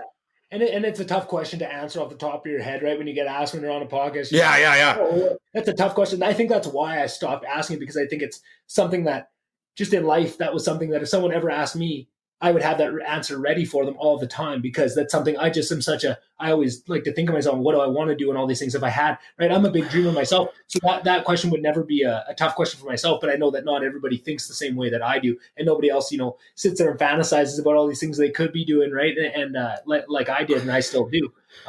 But that's kind of where I didn't want to force people. And I kind of got to see when I asked a couple of people that question, just the wheels start turning in the brain. I just feel that, I don't want to force anybody to ask a tough question on this. I just want to ask the easy question, just have a good time and relax. Totally. Well, it's a dream, but it's a more realistic and more obtainable answer. Like I'd love to be in provincial politics one day. I don't know if that's close. My kids are so young, and like I miss so much of them with oil and gas and town count. I don't want to miss their whole lives. Yeah. But I don't know. But at some point I'd love to sit in the ledge and try to represent this region at some point in my life. I don't know when or how, and that goal might change and that might fade away. But that's another dream, but more obtainable. And like I'm not going to make the NHL GM Old Boys Club. That's never going to fly. But an elected official, that's something that I could make come to fruition one day.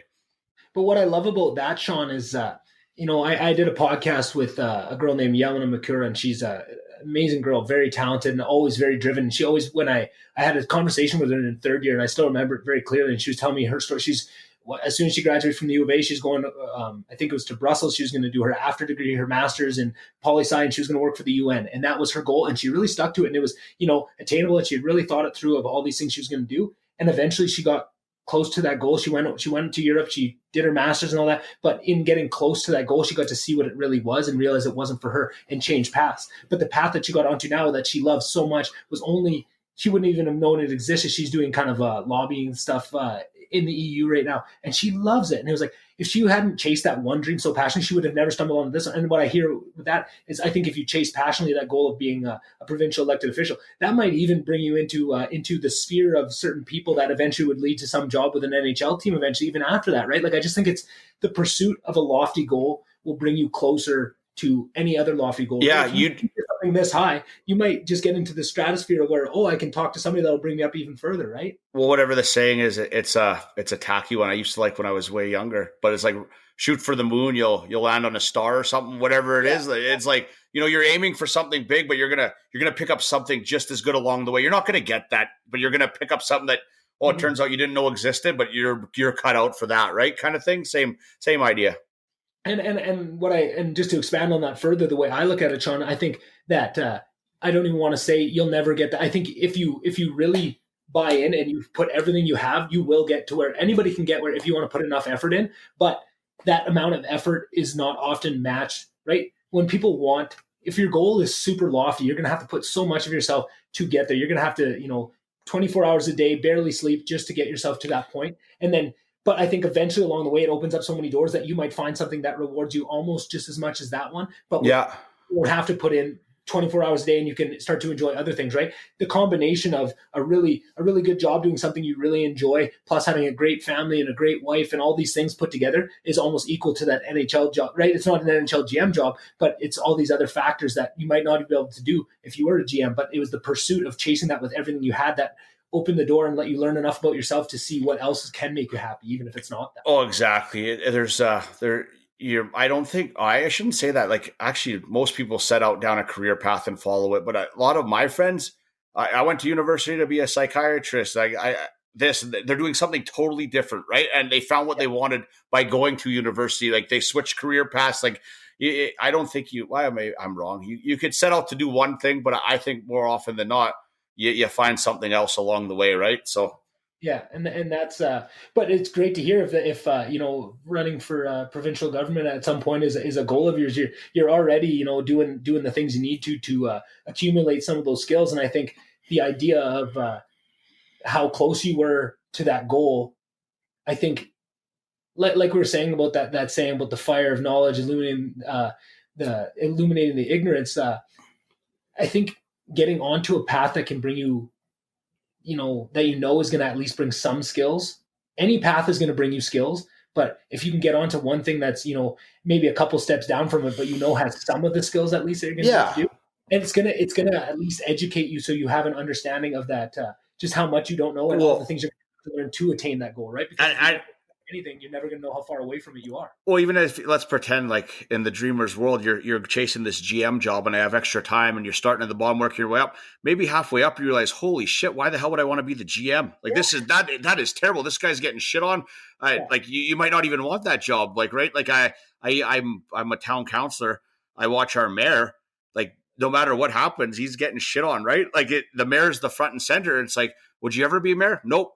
What do you mean no? The answer is no. I said at this point, like, no, I don't think I'd want his job. Like no matter what happens, he's an enemy of somebody, right? And like, exactly. It's like he does. You don't agree with everything someone does, but if you think their heart's in the right place, they're doing that. Like, I don't think I would ever want to be the mayor. I could be a town councilor for the next 60 years and be happy. And I don't, at this point in my life, I would not want to be the mayor of Slave Lake. You're the front and center. You're the whipping boy for lack of a better term. So just a question. So before you went into the town council, what were your thoughts? Was your idea of if you would ever run for mayor different then before you got to see more in depth? Yeah, it was 150% different. It was like a lot of everyone's like, you should run for mayor. You should run for mayor because no one knows what anyone does on town council. No one knows what the mayor does. Like it's not right. And I was like, I'm not running for mayor. I know a little bit to know that you don't just run for mayor. Some people might, but like, you got to be a town councilor. You could ease your way in. You could learn it. And like, at this point, I don't think I would ever want to be mayor. And in 4 years, if I run for mayor and like, he said he never wants to be mayor, like play the Nick podcast. Like, but you know what I mean? Like, I'd rather be the mayor doesn't have any more power than a town councilor. He just gets shit on way more than it, right? He is our voice. He's front and center. But there's 7 votes and we're all one of them. And I get shit on a bit, but like, everyone's the mayor's an idiot. Well, he did vote for that, but so did another 5 people, 6 people. Like I don't know. I just think that people don't know what the town council or a mayor does enough to pick and choose. It's just Tyler is front and center of the abuse, I think, no matter what. And he takes it like a champ. He's a pretty good politician. Yeah, you betcha. Yeah. It slides right off of him. And so that's good. He's heard enough of it. So but yeah, I don't think, I bet you I could hold firm that I would not want to be the mayor. I would go a different route than ever be the mayor, but I'd be happy to also be a town councilor forever. Yeah, no, that's awesome to hear, and that's kind of what I was curious about. If you if you had always known that, or if it took getting close to it to. Oh yeah, it got close. I knew I was smart enough to think like you don't just run for mayor, but like looking at it all now, like I'm fine with it doing what I do, and I don't have huge ambition, and that could change, but like no, I don't think so. So you started doing the icebreaker type events before you were a town councilor? Yeah. So like this would have been our 7th year. Oh, that's a long time. Obviously the pandemic. Yeah. So the very first year Marty McSorley is just before we get into it, do you want to just, for people that might not be from Slave that don't know what the icebreaker game is, do you want to just explain what it is before we get into how you stumbled into it? Yes. Okay. This is a perfect time to cut you off. I'm going to go pee. Can I go pee? Yeah, of course. That feels better. Holy yeah. I was right there with you. Okay. I didn't want to, I know you got to edit this, so I didn't want to be like cut through a good sentence or something. So that's a perfect time to go take a leak. Yeah, exactly. That would be awesome. Great okay. Thing. So the Icebreaker Hockey Game is an annual charity event we have in Slave Lake. It's a hockey game that involves NHL alumni, kind of other celebrities. We've had Gord Bamford played one year. Yeah. I'm trying to think of other we had the Hunter Brothers last year. The excellent up and coming band, super cool dudes. But yeah, so it's an annual event, and so it started out as the very first year we did it. Marty McSorley is a friend of mine, and I had him up here for the 50th annual Oilman's Bonspiel. And right around that time, the Montreal Canadiens were in Slave Lake, and so Marty's like, "Hey, like we should do like an Oilers alumni game."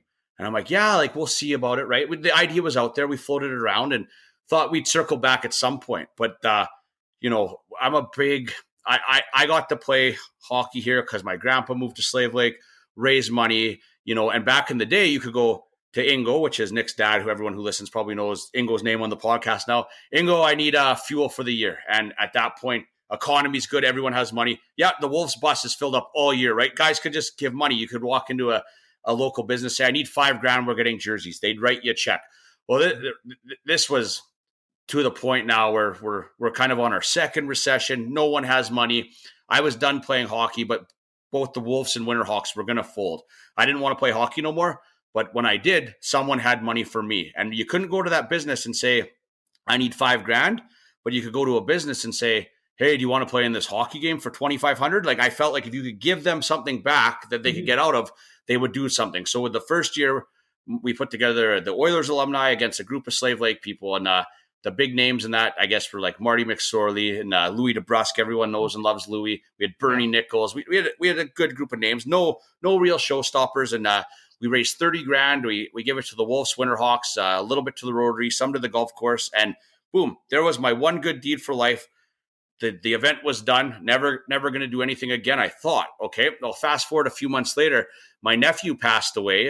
He was two and a bit, I think, or three. My wife and sister-in-law are going to kill me. He passed away at a very young age, and very sad. And his cousin was Vern Fiddler, who at the time played for the Nashville Predators. And just through texting and stuff, it was, hey, we could do a kind of, can you put together another charity game and we'll like honor Landon and raise some money. So, okay. And at the time when everything's fresh, we had commitments. I won't name drop. We had some commitments from some pretty big NHL players that Vern knew and played with.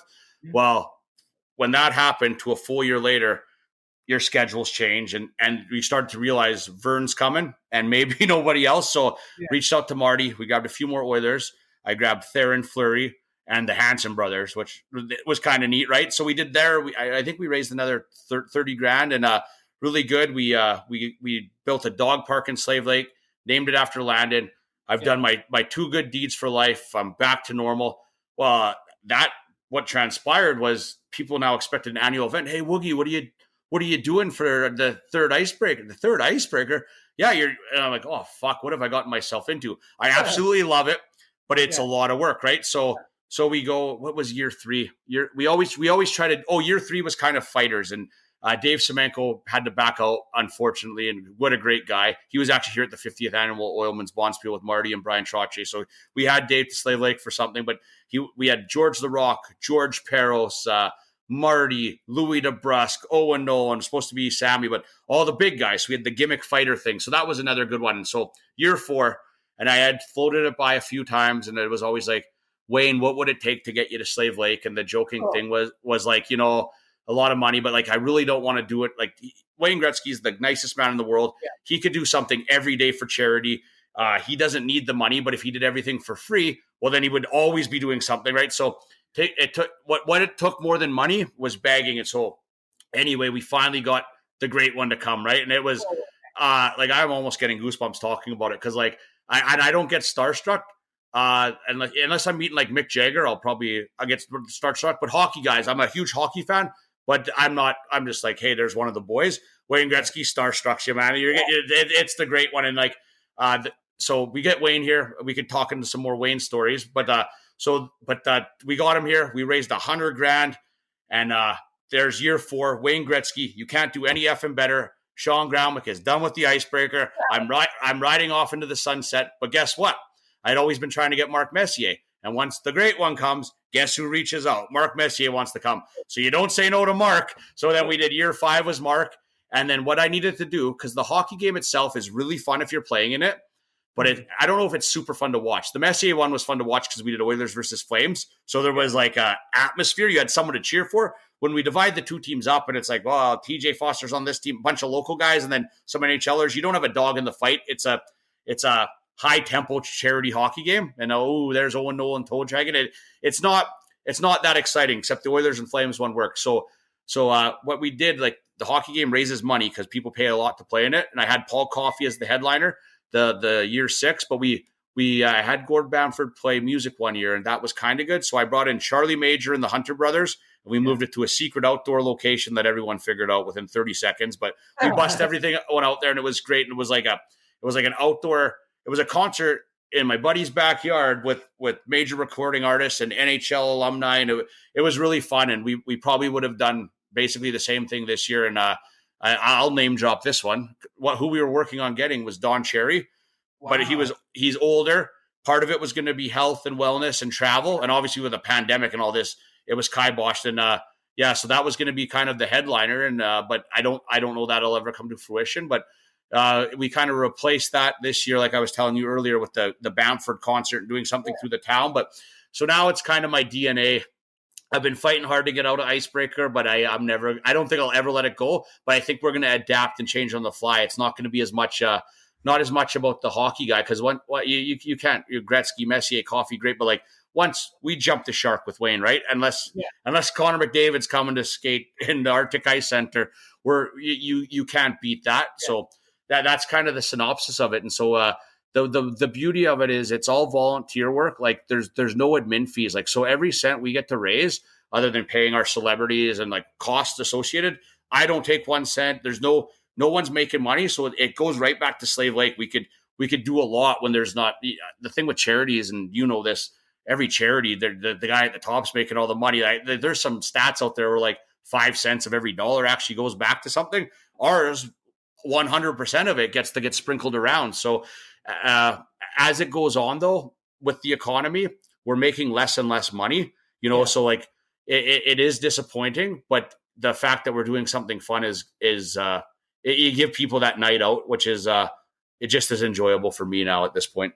Mm-hmm. Oh, that's awesome. And that was something I was so excited to talk to you about, because so much of that reaching out to bigger guys and that sort of thing, it's something that I'm trying to do with this podcast. And just, I was excited to ask you about that process and what it feels like to kind of, make a big swing and try and reach out to some of these bigger guys. But right off the hop, I imagine doing it on your own and kind of being scared. What was the feeling like on the first one when you were trying to figure it out? And I'm sure there was things going wrong. Right?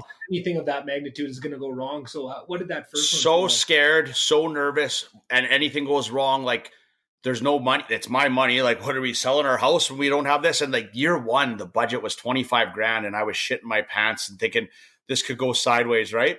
Well, go to year 4 where it was $300,000. That's a real problem. But as you go, you have confidence. You know what's going to work. You know what's not going to work. I know, okay, I'm breaking even. I got it to a science that knows where I need to be. I know how to break even. And then anything after that is free money for the community. So like, I'm pretty confident now, but like trial and error, there's things I wasted money on you'd never need that you thought you need. But like, I was just some simple kid who said, let's raise some money for the Wolves and Winterhawks. And it turned into this. And you know what? Been approached by other municipalities, other people in other towns, bring this here. I don't want to do that. I'm a Slave Lake guy. Right. Yeah. And but what I've done is I got a friend in Whitecourt who's done his own, a guy who used to live in Slave Lake. He's played in my game. He's reached out with some questions. He's done his own. He's done 2 years in a row now. So I've kind of, I haven't done a lot of hard work, but I've given them the hints and what you need to do. And here's my budget. What about this? Go for that. But that don't make any sense, right? I could help them with some stuff. So it's enabled to get it going in other communities. And the best thing for me is the connections and networking. Like you could go, you could, I know people that I would have never got to know. And it's pretty neat. So to say I get nothing out of it, it's very rewarding. And, you could go to an Oiler game and bump into the great one. That's pretty cool, right? So there's stuff like that. Yeah.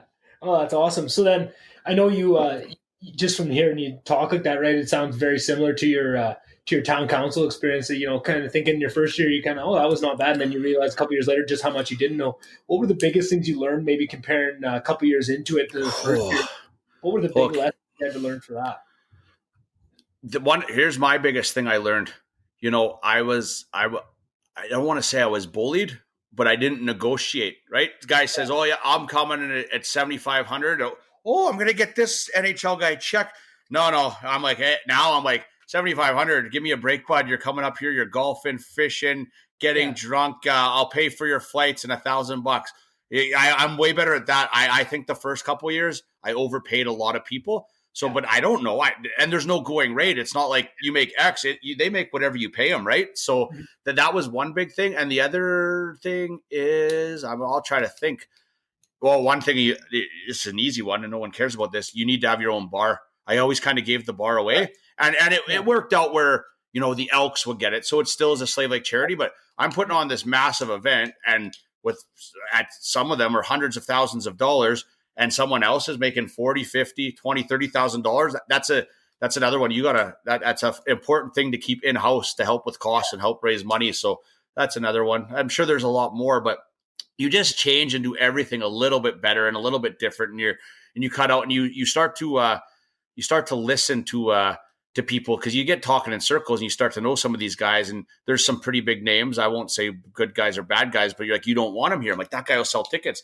He'll sell tickets, but it's going to be a pain in the ass. And we had that pain in the ass, and everyone's like, ha, I told you so. And from a public perspective, it went great. From behind the scenes, just like any walk of life, there's assholes in every world, right? And some of them happen to be really good hockey players, and you don't want to. I won't tell you who's bad or good online, but there are some guys that are just hard to deal with. And I start to listen, and you pick brains of other NHL alumni. Like, yeah, that guy might sell you an extra 100 tickets to the game, but you know what? We don't want to hang out with him behind the scenes. And I used to be like, well, that's too bad for you guys. But guys like Louis DeBrusque, really, they become friends now. Chris Joseph, just an excellent human being. These guys will give you the honest answer of who's going to click with us up here. So that's very helpful now. Well, and then you see a guy like Louis that he comes and he does all the events and stuff, but then he's out at the bar with the guys and just being the nicest guy all night, being just so much past, like, you talk about guys that are shirt off their back kind of guy, but just so much past willing to do anything all night for all these guys and being the life of the party, giving everybody the exact night they would want. Well, the thing that I'm most proud about, like with Louis, is he doesn't drink. And I call him my sober driver. He would give us rides home at 3 a.m. But for someone who's not drinking all the time now, it's hard to be around drunk people. Not because you need a beer, because the conversation's stupid. Yeah. He gives you his time. Marty, they're all great, but yeah, Louis is there all night. Marty's there all night. They know what it means for the fan, the person there. They know how to give them that experience. And you know what? They're both really good at trying to remember people's names. And if they don't remember your name, they remember your face, and they'll say, Shawn, this guy coming up in the red jacket. And then I'll be like, Nick, how you doing, buddy? Good to see you again.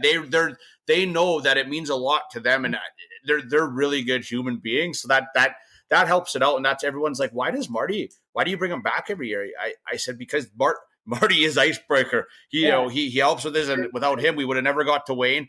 And like, I love having them back, and they love coming back, right? So they're I don't know. I always tell it's a joke that Marty's the honorary mayor of Slave Lake. He can run for mayor and he'll be in, but like they're so engraved in the DNA fabric of icebreaker. Those two guys. Louis had to miss last year.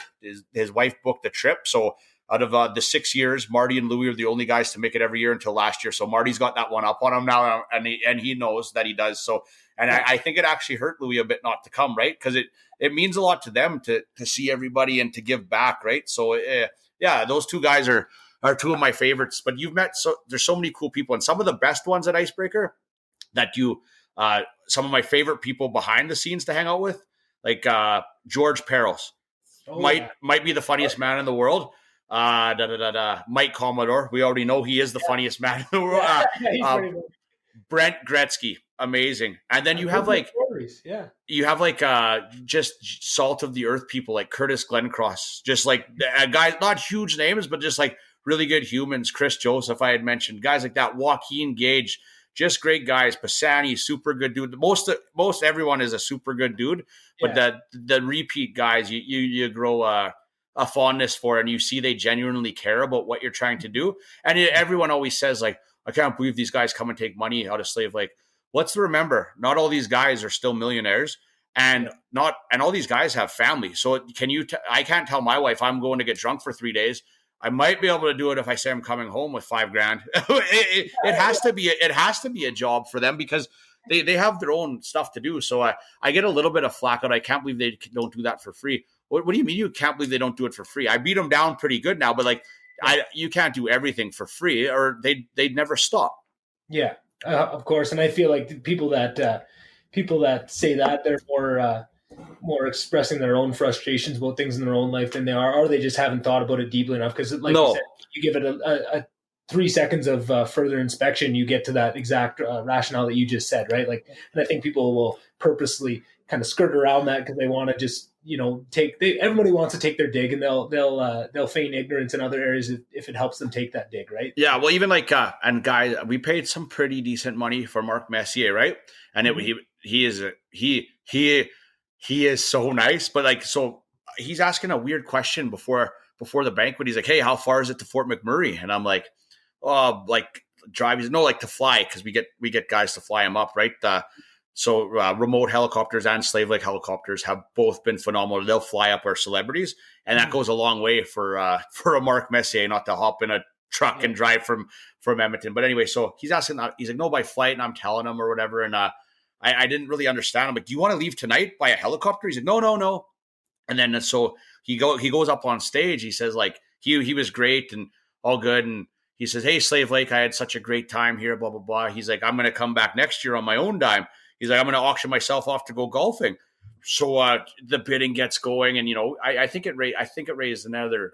It was 17 grand and 16 or 1650. Anyway, it raised over 30 grand because he said, "Okay, someone was up to 16. He's like, "Are you done?" And then the other guy, yeah, I'm done or whatever. And he's like, "Okay, you both get to golf with me." So he took the 15 and the 16 or whatever, and he came back, and like, so some of these guys, he doesn't have to do that. He could take his money and run, but he's like, "Okay, I'm going to raise a little bit of extra money. Good people, good community. I see the cause." And so like they give so much more back than they have to. So yeah, they get paid, but some of them have given back way more than they ever needed to. Yeah, no, and that's awesome. And just it's so cool to hear you talk about it, Shawn, because it sounds so much like a fucking GM of like, you need the guys that are going to be stirring the drink, and you need the glue guys that are coming back every year, and you need to listen and know how they, just like any GM, right? You can't just throw the 18 best players in the NHL on a team. They wouldn't win, right? You need to have the right chemistry and the right kind of role players, and you need guys, just like putting on a good event, you need to know your guys, and you didn't know that at the start, and you didn't know how important it was to listen to them because they you're listen to your players, you got to listen to your staff. It's so cool to listen to. You're chasing names, like huge names. We've had lots of huge names, Messier, Anderson, Coffey, but right, and they're most of the guys are good. But if you just chase that star power, even the chemistry on stage, and you could tell the guys that don't like and do like each other during the hot stove, right? They give you nothing. It's interesting to see, and that's just every walk of life. There's a dud or two in the group, and he just happened to skate real fast and score a bunch of goals, but he doesn't mix in the chemistry, and it's interesting to see. And some of the guys you could probably pick out by going through the roster and saying, "Okay, this guy's going to be an asshole." But some of them I would have never dreamt were going to be bad human beings, and not terribly bad, just not as good as the other guys. I shouldn't say bad human beings. Some of them are there for a paycheck, and you could tell, and they've got their money and they're giving you nothing back. Yeah, and that's and you got to give everyone the benefit of the doubt too, right? Maybe they're just got in a big fight with the old lady right before totally a bad time too, right? You never know what you're going to get out of it, and then you just learn and do better for next year, and that's what's so cool. But I know you didn't plan to do it so many years in a row, but it's so cool to watch the evolution because look at all that you learned about what goes into an event like that you wouldn't have learned if you would have did one or two and then hung them up, right? And it's just so cool to see the evolution of it. To say Wayne Gretzky was in Slave Lake, Alberta is a pretty neat thing to say. So like if I packed her in after one or two, we would have never got there. Hey, so like that's pretty much the pinnacle. Like you can't beat that, and it's still neat to think that happened. And I don't know. I get Wayne's Wayne. Like even if you don't like hockey, you know who Wayne Gretzky is, right? So the coolest thing about Wayne Gretzky is Wayne Gretzky all the time, right? Like he's so humble and kind. We had a couple cocktails and stuff to hear Wayne Gretzky swear is the neatest thing in the world because he won't swear in front of anybody ever. I didn't think he swore, and yeah, that guy's a fucking oh my god! But like when you're just like we were driving, like it's I don't know. I thought that was the neatest thing because he's on all the time. Nice to meet you, blah blah blah, and then like get in the car you're driving, and it's like oh okay, he's a man, right? But I wonder what it's like for him. That'd be a good question to ask one day. Like, what's it like being Wayne Gretzky? Like, how do you he has to be that image all the time, right? Because that's what it is. It's a giant image now. Like every kid knows who Wayne Gretzky is. I barely remember watching Wayne play, but right? But you don't remember him at all, I bet, right? So, but you know exactly who he is. You know he's the great one. So and he has to maintain that for the rest of his life. Yeah, and just like all these other things we're talking about, that is a skill in itself, right? Of how to be Wayne Gretzky, and I'm sure he makes it look easy now because he's doing it for fucking 50 odd years now. Like it's ridiculous to see that. And we have this expectation just how amazing he did. But I'm sure if you would have got to know him when he was, maybe 32 or something, I'm sure he was always good at doing it. But I mean, I'm sure it didn't come as natural. I'm sure he was doing all the same things and being that humble, nice guy all the time. But I bet you it comes a lot easier after, you got 30 years under your belt of being that guy all the time and not, I feel like for probably the first 10, 15 years that you're just worried you're going to slip up and, actually let out that F-bomb on the wrong time and keep that compartmentalized. Look at Connor, right? They say he's so boring. It's because he's so scared to do or say the wrong thing. He's a robot. I bet you he's hilarious or something with the boys, right? But he just gives you the generic answer because that's what you have to do now, right? You can't be yourself because you're going to get replayed back or thrown under the bus or they're and those guys, Connor, Wayne, Crosby, they're trained from age 7 up, right? They've been groomed for this, right? They've been answering these questions. What's it like to be the best player in the world? What's it like to be the best 12-year-old? Like they've been asked these questions a trillion times. Yeah. And not to beat a dead horse, because I've talked about it on a couple podcasts and I was talking about with TJ, but I think for a long time that was the only Wayne Gretzky would set such a blueprint for the top dog player of what to follow and how the media savviness worked that guys like Connor McDavid, like Sidney Crosby were brought up and groomed from a young age to be that because that was the pinnacle. And now I think with Spit and Chicklets kind of coming out of the blue wood, just out of nowhere, out of left field and being this huge success that it is and watching people see these personalities that are in the dressing room that aren't being shown and just being, holy shit, these guys are so funny. Those guys are great. They let go pretty good in the hot stove at Icebreaker, but when you get to the lounge or when they're talking, like that's what we want to hear. That's every single hockey player. That's every single adult male. Those are the conversations. You could call it locker room talk. You could call it whatever you want. You could say me and my friends don't talk like that. We all talk like that. We 150% of us, and right that Spit and Chicklets. Marty's like, this is. He said what? And I was like, I'll play you an episode. He's like, oh, that's never going to work. He's talking about Biz Nasty. I don't even remember what he said because he says some vulgar shit, and he's the color guy for the Coyotes. Marty's like, he's going to get let go from his job, but he didn't, and they're making a small fortune right now. So yeah. Maybe it's okay to throw your opinion out there and talk a little bit like you normally talk because those guys are making a career out of it. Ryan Whitney's on NHL Network. None of them are getting blackballed from the game. They're probably growing it. I said during this pandemic with the sound, there's a 5-second delay. I said, if you ever want to grow hockey, let's hear what they're saying on the ice, man. There's some good chirps. Like let's hear it and put a PG channel and a rated R and let's go to work. But there's going to be a 5-second delay. Heaven forbid we hear the word fuck. Right. So I like the natural talk, but we're so politically correct sensitive. Like what's so far it's cancel culture. You can't say that. Right. It's I don't even know why I probably swore too much on this podcast. Right. You can't talk like that. This is the last bastion of it. You can say whatever you want. I think that's what's so powerful about long form like this, Shawn, is you can, because if you say, you come out hot in something where someone's going to see you for 10 minutes and you say something within that 10 minutes that doesn't resonate with them, there's not a lot of redeeming qualities. But now somebody listens to 2.5 hours, 3 hours of somebody, that's a lot different. You have a lot more to work with. And that one little thing that maybe offended you is now couched between all this other stuff that you really liked and you really connected with. And I think that's what's so powerful. But what I'm excited about, Shawn, is this next generation. You see the guys like Crosby and like McDavid that have been groomed, but I think we haven't even seen this next wave of kids that are going to come up. That there's guys playing, AAA and junior hockey right now that are seeing that. And when they get their time in the spotlight, they're going to let her fly a little bit more, right? Like you look at like a Kirby Doc when he was on Spit and Chicklets, right? Yeah. Young up and coming player for the Chicago Blackhawks, and you think he'd be a little bit afraid to let it fly. He came on and he was letting it fly from the top. It was one of the best interviews they've done to date, right? I love all these old guys that get on, but a young guy like that is the fresh face of the league. He's going to be the face of that team in a couple of years. To let him fly and let him see his personality, right? I can't turn on a game of Philadelphia Flyers and change the channel because I love Kevin Hayes so much. And, once you get to Hayes, yeah, he's just such a fucking funny, good dude. You want to root for him, right? And I don't care about the fucking the Flyers all that much, really. I didn't before that all happened, and I got to know Kevin Hayes. I didn't really have any affiliation to, but now that is. I think that will be able to be understood and monetized a bit, and teams are going to start to realize that, Shawn. I think a team like Philadelphia lucked out in getting ahead of that wave, but I think you're going to see players that start to bring more tangible, more things that bring eyes to the sport. Because I think before, if you players could only bring asses to seats by their play, right? Yeah.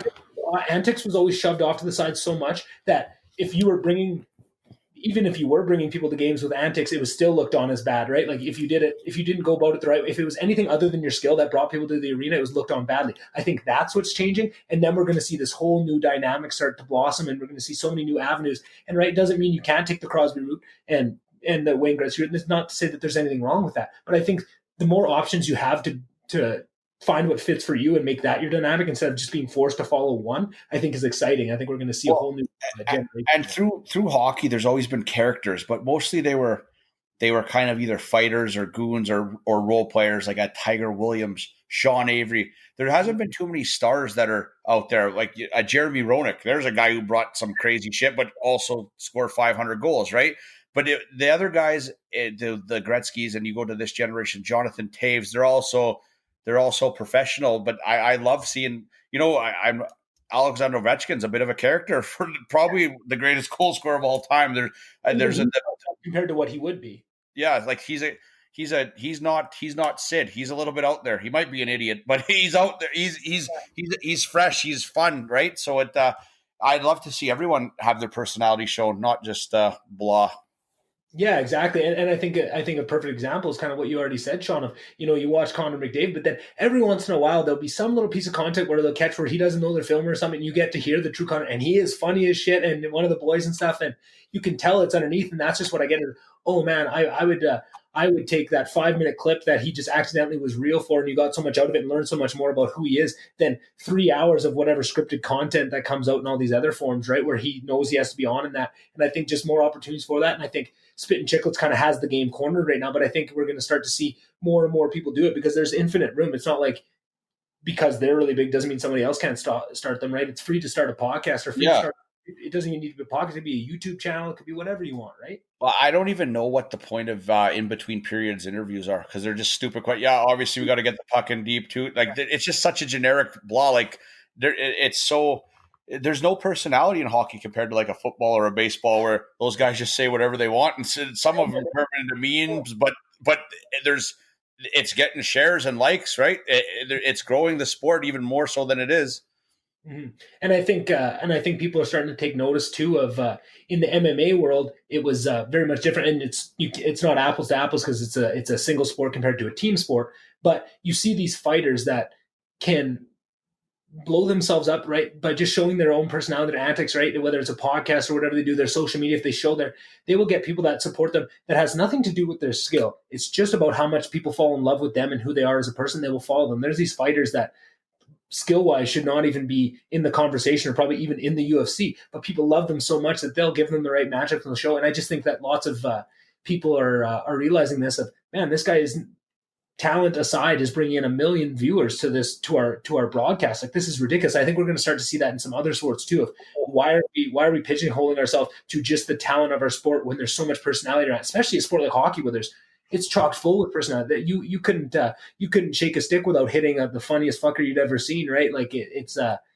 when you ask these hockey players who's the funniest guy, like they could sit there and tell you, list off names for 30 minutes. Well, but just you never knew Mike Commodore was funny till he was retired, right? Because he needs another NHL contract. He's like, but now like that guy is.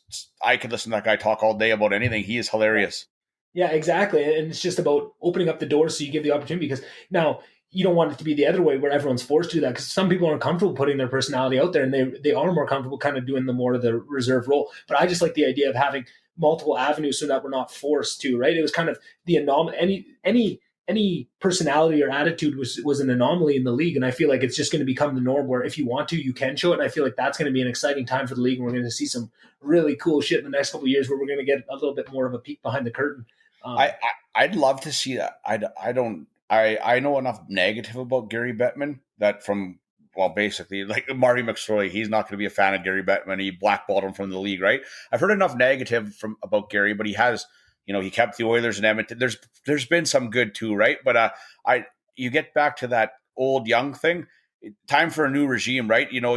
George Peros climbs the ranks in there, and maybe not the commissioner, but he gets a bigger role. He's got a pretty big role now. But you get a younger crowd where you're going to let the guys be loose. Like you can't tell me Gary Bettman's going to let them it's time to move on to the next generation, possibly, right? To take it to the next level. Yeah, and I think all it's going to take. I mean, I don't even think it's going to take that. I think that would be a almost a shortcut to what I'm doing. But I think eventually the money's going to speak for itself. Shawn, I think Bettman, for all the things people say about it, and honestly, you listen to all these other guys talk about, and they all talk about Gary Bettman with glowing reviews, right? The guys that are close to him and the guys that are the GMs and stuff. They say this guy is actually a really good dude and really smart and really cares and all that. So I'm torn because I've heard so many bad things, but I've also heard some real good things about him. But where to go? Oh, I just think I think the influence and the asses and seats that shift is going to change, and that's going to be noticeable, and they're going to be able to, with whatever analytics they have, start to track that. I think that's going to speak for itself, and just the money that it's going to bring in and the success that it's going to grow, the success in growing the game that it's going to show is that they're going to change their mind, right? I feel like even if you are the most staunch, traditional hockey, that's not the way we do things. Those dollars and cents are going to change your mind pretty quick. Especially, you're not going to be in Gary Bettman's position without knowing where to check your own shit if the dollars are saying something. No one doesn't like money, right? So as long as no one does, and that you talk about MMA doing it, like that's an old boxing thing, right? Pay-per-view, like look at all the Holyfield, all the way back Muhammad Ali, right?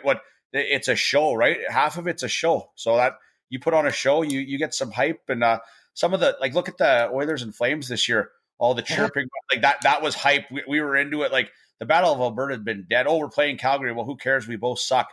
Now we brought life. Matthew Tkachuk revived that. You know what? Everyone hates Tkachuk. I'd love to have him on my team. But he drugged the Battle of Alberta out of a graveyard, revived it, and now we got to get it. Helps that we're both okay at hockey, but he put some.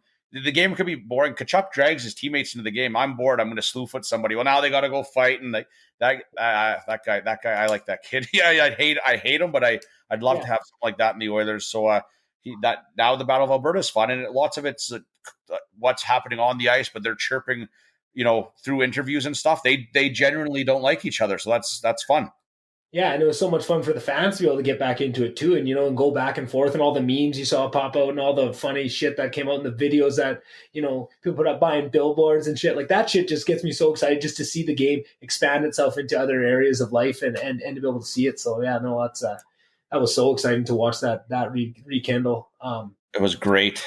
Yeah, no, it was awesome. And not to jump back, but I just had another couple questions on the icebreaker, if you don't mind. Yeah, man. So something that when I look at a big undertaking like that, any undertaking that I've taken in my own life that has been on that, a big piece of how it goes is having a good mentor and having people to ask. So throughout that whole process, who are the people that you leaned on to ask questions when you were really stumped on, hey, I've never done this before, I don't really know? Was there lots of people that helped you out? Was it a pretty lonely journey, or were there some people that really stepped up? Well, you know what? I didn't have that person nobody with any experience. Jared Franklin helped out quite a bit behind the scenes a few years. It's we throw ideas. So what the thing why it was such a success is we've gone to enough events, galas, parties. What's cool? What's fun? What are we going to do? Right. So even if we just have a barbecue at Jared's house, it's a goddamn good time, man. Like we have fun. Right. So he would stuff like that with just like, hey, do you think this will work? Yeah, that sounds like fun. But I never had any guidance, or there was no person there. Like, I leaned heavily on community for financial support. Like, hey, person A, like, are you good for 10 grand? I'm going to bring Wayne, right? That's how I summed it up. I said, if I could get X amount of people to pay $10,000, he's in. So boom. And it took less than a half an hour. That's how excited people were for Wayne. Like the money flowed. Like, it's funny. The more you spend, the more you make. Like if if someone will lend me $4 million, I can make the Rolling Stones come and we could raise some serious cake. But that was nerve wracking, but it was, the money flowed quicker, right? You bring and the economy is getting worse and worse, and we've overplayed that hockey card. So not to diminish Wayne Gretzky to Paul Coffey, but in my opinion, after Bobby Orr, Paul Coffey's the second best defenseman of all time. I know they're going to say Bork, Nick Lidstrom. I put Coffey up there anyway. So, but that's a huge name. But the financial success with that event was not even close. And I think, yeah, it's just once you did Wayne, like I said, you jumped the shark. So I'm talking in circles. But back to your original question, we did what we thought was cool, what we thought was fun, and how we thought we could raise some money. But a trial and error with a lot of it. But I could tell you the one thing that everyone took away, every single event was fun and had something different. And but yeah, there was no one really had done this before, like that we could lean on. It was hard. And the one thing that the Canadians alumni do, they go play a game and they'll have a beer after the game, sign autographs. Now they're off to Peace River. It was important for me. These guys stayed overnight and had a dinner or a celebration the next day. Like, you're getting paid money to come here. Watching the game's fun, but it's not that fun. Playing and it's real fun. But you got to be part of this town for 1 or 2 days. You got to go have a beer. You're going to go on our golf course. You're going to fish. And now the first year, it's like, well, then it's this much. Now, Marty's like, hey, we're going. It's going to be 3 or 4 days. Sometimes he comes up almost a week before, right? Because they love the region so much. They enjoy it now that they've been here. But if you're living in Hermosa Beach or wherever you're living in the States, Toronto, let's go to Slave Lake, Alberta for a weekend. What, where, why? It's not no one knows about it, right? So once they get here, they come back and multiple times, like, and on their own dime. The guys who live in Edmonton are coming up here all the time now that they've been here, right? It's a quick 2.5 hour drive to, in my opinion, the nicest lake in Alberta, right? Like, no one knows. And now that I'm on town council, I got to share this. I like to keep Slave Lake a secret before, right? It was ours. Like, no, yeah, it does suck. Yeah, like it's ours, but now I'm here to promote the region and grow it, right? But like we don't do, and I think it's out of, we don't want to share it, but we don't tell everyone how awesome Slave Lake is. Like, I know it sucks here. That's what but it's great in the summertime. There is not a better place to be. So yeah.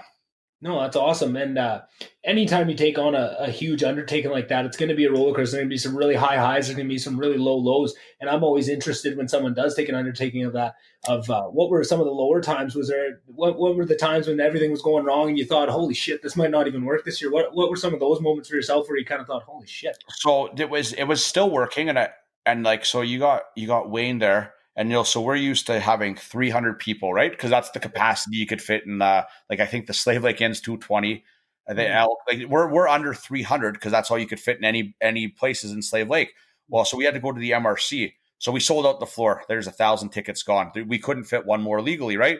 So then we do the running track, and so like we got like 1,300 people there. So so you times it by 4 from what you're used to, and there's usually 1 or 2 problems. So I'm like, times it by 4. Fuck, we're going to deal with 8 issues tonight. I'll get through it. Oh, no, you don't times it by 4. You might as well times it by 40. There are small fires everywhere, and you're panicking, and I'm getting overly mad at my wife who's just trying to help out here. The low point in this is I feel bad for, like, no, we got to do this, like getting angry at people trying to help, but there's so many small fires, and then you see Wayne nodding at you that he needs something. So every single fire goes out when you get that wink or come here for a second. And you know what, I'll go back to what's cool about Wayne. So he's sitting there with the people that bought him. It was actually my auntie, and I think she paid like 20 grand to have an hour supper with Wayne. And so that's going down, but he's still hanging out there. And he looked and come over and he said, so Shawn, what's up there? I said, well, we ran out of floor space and the tickets were very expensive because there's cost, right? I said, so we had what do we call it? Club 99 or something up top, and you could get a ticket for $99 and everything, but it's just not on the floor because there's no floor space. And he's like, so those are just like regular people who didn't have enough money. I said, well, they have money, like, tickets for 500 to 1,000. Everyone doesn't have that. And he's like, okay. And so he's just sitting there thinking, he's like, well, let's you and I go see some regular people. And I was like, what? He's like, let's go up there. I was like, oh, okay. So we had to bring him up there, and all these people buying the tickets. If you paid $1,000, you were guaranteed to meet Wayne Gretzky. If you paid 500, he was going to be on the floor, but I doubt you're going to meet him, is what I told people. And if you paid $199, you had 0% chance of even Wayne looking at you. Like, don't even get your hopes up. Yeah. So what I feel bad about is the $500 people got completely missed. But that's fine. He went to those people. But those people, I came around the corner. They're like, okay, and then all of a sudden Wayne popped around the corner, and it was like, oh my god! Like, it's so I feel bad for the people in the middle that got missed, but I guaranteed them nothing. So, but he made a lot of kids, because like, yeah, I'm okay financially. There's 0% chance I'm paying $500 for my kids to sit on the floor. So that's where all the minor hockey and stuff kids were. The ones that actually cared to meet him, to see adults get autographs when it's Wayne, they're going to do it. But guys are popping out 2 and 3 jerseys. And I'm like, fuck, those are going on eBay. Like, guys, but to see the kids be able to get an autograph, that was pretty cool. So, but that's the one where the low was just like, I was so overwhelmed with shit going on. And then you have people like, oh, thank you for doing this and blah, blah, blah. And I was like, do you have anything else to say? And they're like, they're paying you a compliment. Like, I have to be over here. Like, Oh yeah. I almost at that one, and I didn't know. I should have had like an event crew or something, or have 10 designated people. And then when you get into it, you wouldn't know that you need those kind of things, right? no, and then the other part is like I was obviously very rude and stressed out and how like this and that. So like people like, come here. I'm like, what? And they're like, so we drew the 50-50 and we want the MC to announce it. I'm like, well, then go tell the MC to announce it. But they're like, they're telling you this because they don't want you to get mad with the wrong decision, because the stress was piling on so much. So, and to cap off this story of stress in the evening. So it was the Holyfield Pacquiao fight, I think, that night. Or no, who did he fight? It was he. It was McGregor, Conor McGregor. So anyway, but Wayne's going to get on his private jet and fly home at about 11 at night. Okay. And he was able to, and he actually, I'll tell another story after this one. So he's going to fly home. So he's ready to go. And I had one courtesy vehicle there, and I needed milk. The bar ran out of milk, and and Boyd Kellum said, "I will help you with anything you need." I'm sitting at my dad's table. I said, "Boyd, I need you to go up milk." He's like, "Wayne's talking right now." I'm like, "Go get, like, you said you're okay." Yeah. So he goes. So he pulled it in differently than I had parked it behind the building. So I get in with Wayne, and we back up straight back, right? And I back right into a curb, and I did like $10,000 damage to the courtesy vehicle I had to pay for. So I crashed with a great one. And I was like, oh shit, like we got this. What if we get pulled over? Like, cause the NHL boys were drinking and he's like, if we get pulled over, I say I'm Wayne Gretzky. I'm like, okay, let's go. So yeah, we got him to the airport and stuff. And I got back. I'm like, call in with Whitecap, such a good dude. I'm like, and the joke was, yeah, you don't have to sign nothing for this courtesy van, or somebody says, just don't crash it, when we got the keys. Yeah, you betcha, buddy. Colin, I crashed the courtesy van. Yeah, good one. No, like I did. Well, we'll worry about it Monday. Okay, good enough. So that was just like, okay, shit's going wrong here. We're running out of this there, crashing a vehicle. Like, it was just stressful. But then you get home, and my wife helped out so much that year. You get home and like, so I'm running around. I think I was cleaning some stuff up, and then I get home and like she's counting money, and like, we're like almost at $100,000. So, and this is cash money. You know what $100,000 looks like? It looks like $1 trillion when it's spread out in your living room floor. Like, so like the all the pain and how awful it was like, and what a shitty night. Cause like everyone had such a great night, but I'm running the event, so I'm not drinking, right? Like there's too much stuff. So everyone had the best night of their life, and I probably had my worst night ever, but it was we did what we set out to do, was raise money, and I had the better night the night before. Because you got time for a quick Gretzky story? I got all night, brother. Oh, okay. So like the deal is, Wayne's coming in. There's 0% chance he's doing anything till the next day. So Marty's like, no. Like, hey, we'll get a couple drinks, we'll put them in the cooler. And Jim Jerome's Wayne's best friend. So Marty's like, we're bringing Jim Jerome to MC because that'll make Wayne more comfortable. And Jim's actually a really good guy. I'm still in touch with him. And so we get Marty, and I pick up Marty. So to fast forward, so we had a private party set up for VIPs at Jared Franklin's house in his backyard. We had a band playing. It was great. And next door is Scott Dahlgren's house, another friend of mine. And that's where the guys who they fish with, and they go back to his garage, listen to music, play some games, cut up the fish. And it's usually a good night the night before, but it's like Louis, Marty, no crazy names. And it's just guys shooting the shit who've been here 6 times. Lots of people stop by for pictures and autographs, but it's really calm.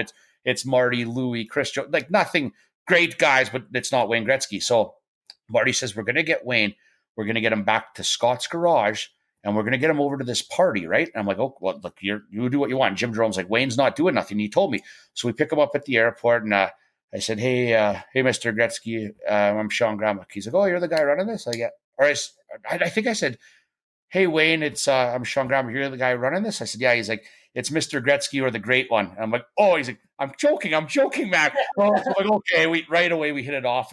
But I told you I don't get starstruck. But Wayne Gretzky, if I see him now at Rogers Place, I'm nervous. It's Wayne Gretzky. So we go. He's like, what are we doing tonight, guys? I said, well, there's this party. No, we're not going to a party. I'm going to buy you a steak. Let's go for a good steak. So I'm like, oh, I'll ditch the party. I'm going to eat steak with Wayne. So Marty's like, oh, go change in the room. And he says, where's Owen? Nolan. Well, he's out at this party. I don't want to go to the party. He's like, well, not actually at the party. It's next door to the party. okay. He's like, Shawn, do you drink? And I had got a bunch of his Gretzky whiskey for him in his room, ready to bring back to the States because they didn't ship it there yet. He's like, yeah. He's like, do you want a drink? Sure. I was like, oh, like a double and Coke or whatever. He's like, yeah, we don't put like mix kind of in the drink kind of thing. So Wayne's drinking whiskey straight, right? And like, I'm kind of a pussy. I need a bit of pop maybe. So, but I'm choking it down because I feel like if Wayne Gretzky said we're going to jump off the roof, I'm like, okay, let's go, sir. So we have a drink. We get out to the party, and so everyone's in this garage, and Wayne's there, and like there's like 8 people in the garage, and it's Wayne. So like guys that aren't starstruck are just biting their tongue. Gordy Bamford was there, and so this makes the story even better. I got to back up a bit. So I got my cousin playing music, and Gord's going to play 3 songs the next night at the banquet. But he's here to play in the game. But that's still cool. 3 songs by a recording artist, kind of free. That's great. But so my cousin hires all of Gord's band to be her band to play at this party. So they're there playing. So this will come full circle here. So we're in the garage. Gord's meeting on pictures with Nash. Gord, son, everyone's there. And Wayne has a shot of whiskey. And Scott Dahlgren's wife at the time comes up to Wayne and says, hi, I'm Scott Dahlgren's husband. And he's like, hi, I'm Wayne Gretzky. I think you mean you're Scott Dahlgren's wife. She's like, oh, because everyone's tongue-tied, right? And so my wife comes in with the girls because I didn't know what was going to happen for sure. I knew no matter what, I'm going for a steak with Wayne if he doesn't go to this party. But I didn't know that Lacey would be involved. And I thought, well, she's done just as much work as I have. If she should come to the scratch. So I got her over from the party and comes with the girls. And Wayne's like, oh, he's like, you must make a lot of money. I'm like, what? He's like, this is your wife? And I'm like, oh, thanks, Wayne. And so he's like, oh, you guys want a picture? And takes a picture with the kids or whatever. And he finishes his whiskey and he looks at me and he says, well, let's go to this party. And there's 300 people from Slave Lake at this bush party. So we go over to the party and we walk through the bush and we're walking up on the bush and there's a bonfire. And they must see Wayne's face. And I see eyes going like giant because they never thought he was going to be there. They didn't even know he's in town. So we got Wayne to the party and it went pretty good. I tried to keep the pictures and autographs minimal, but I don't know how you tell someone not to do it, right? So, but he stayed for probably 2.5 hours, which is pretty good. But like, then he gets Wayne Gretzky'd out and he needs a break, right? He's got to go. So anyway, I was hoping Gord would go up and play kind of. And Gord called me out for this when he was up last month. He's like, this was a fucking setup when I was here, eh? And it was. So it's like a kind of thing like, hey, Gord, are you going to play? He's like, no, I'm playing tomorrow or whatever. And Marty's like, hey, Shawn, do you want Gord to play tonight? I'm like, well, fuck, that'd be great. He's like, watch this. And he's like, hey, Gretz, why don't you go up on stage, do your thing? Because Wayne just talks, right? He's so good. He doesn't need a script. He's like, and invite Gord Bamford to come up and play some tunes. Wayne's like, okay. He's like, hey, I want to thank everyone for having me. I want to thank Shawn. You guys are such great people. He's like, but the real reason I'm here a night early is I want to hear Gordy Bamford play some music. So Gord had to go up and play. Yeah. But so he got up there and he played, and it was really cool because I'm like, play the hip. He's playing Tragically Hip. He's saying, Mama, don't let your babies grow up to be cowboys. But instead of cowboys, Wayne Gretzky would say hockey players. So we got fucking the great one doing karaoke. But it was so cool. But never really talked about how we got him up there. But Gord called me out from it a couple weeks ago. He's like, when I was here, that was a fucking setup, eh? And I'm like, yeah, it was a setup. We set you up good, man. So, but you don't say no to Wayne. No one would, right? So that was good. Like, the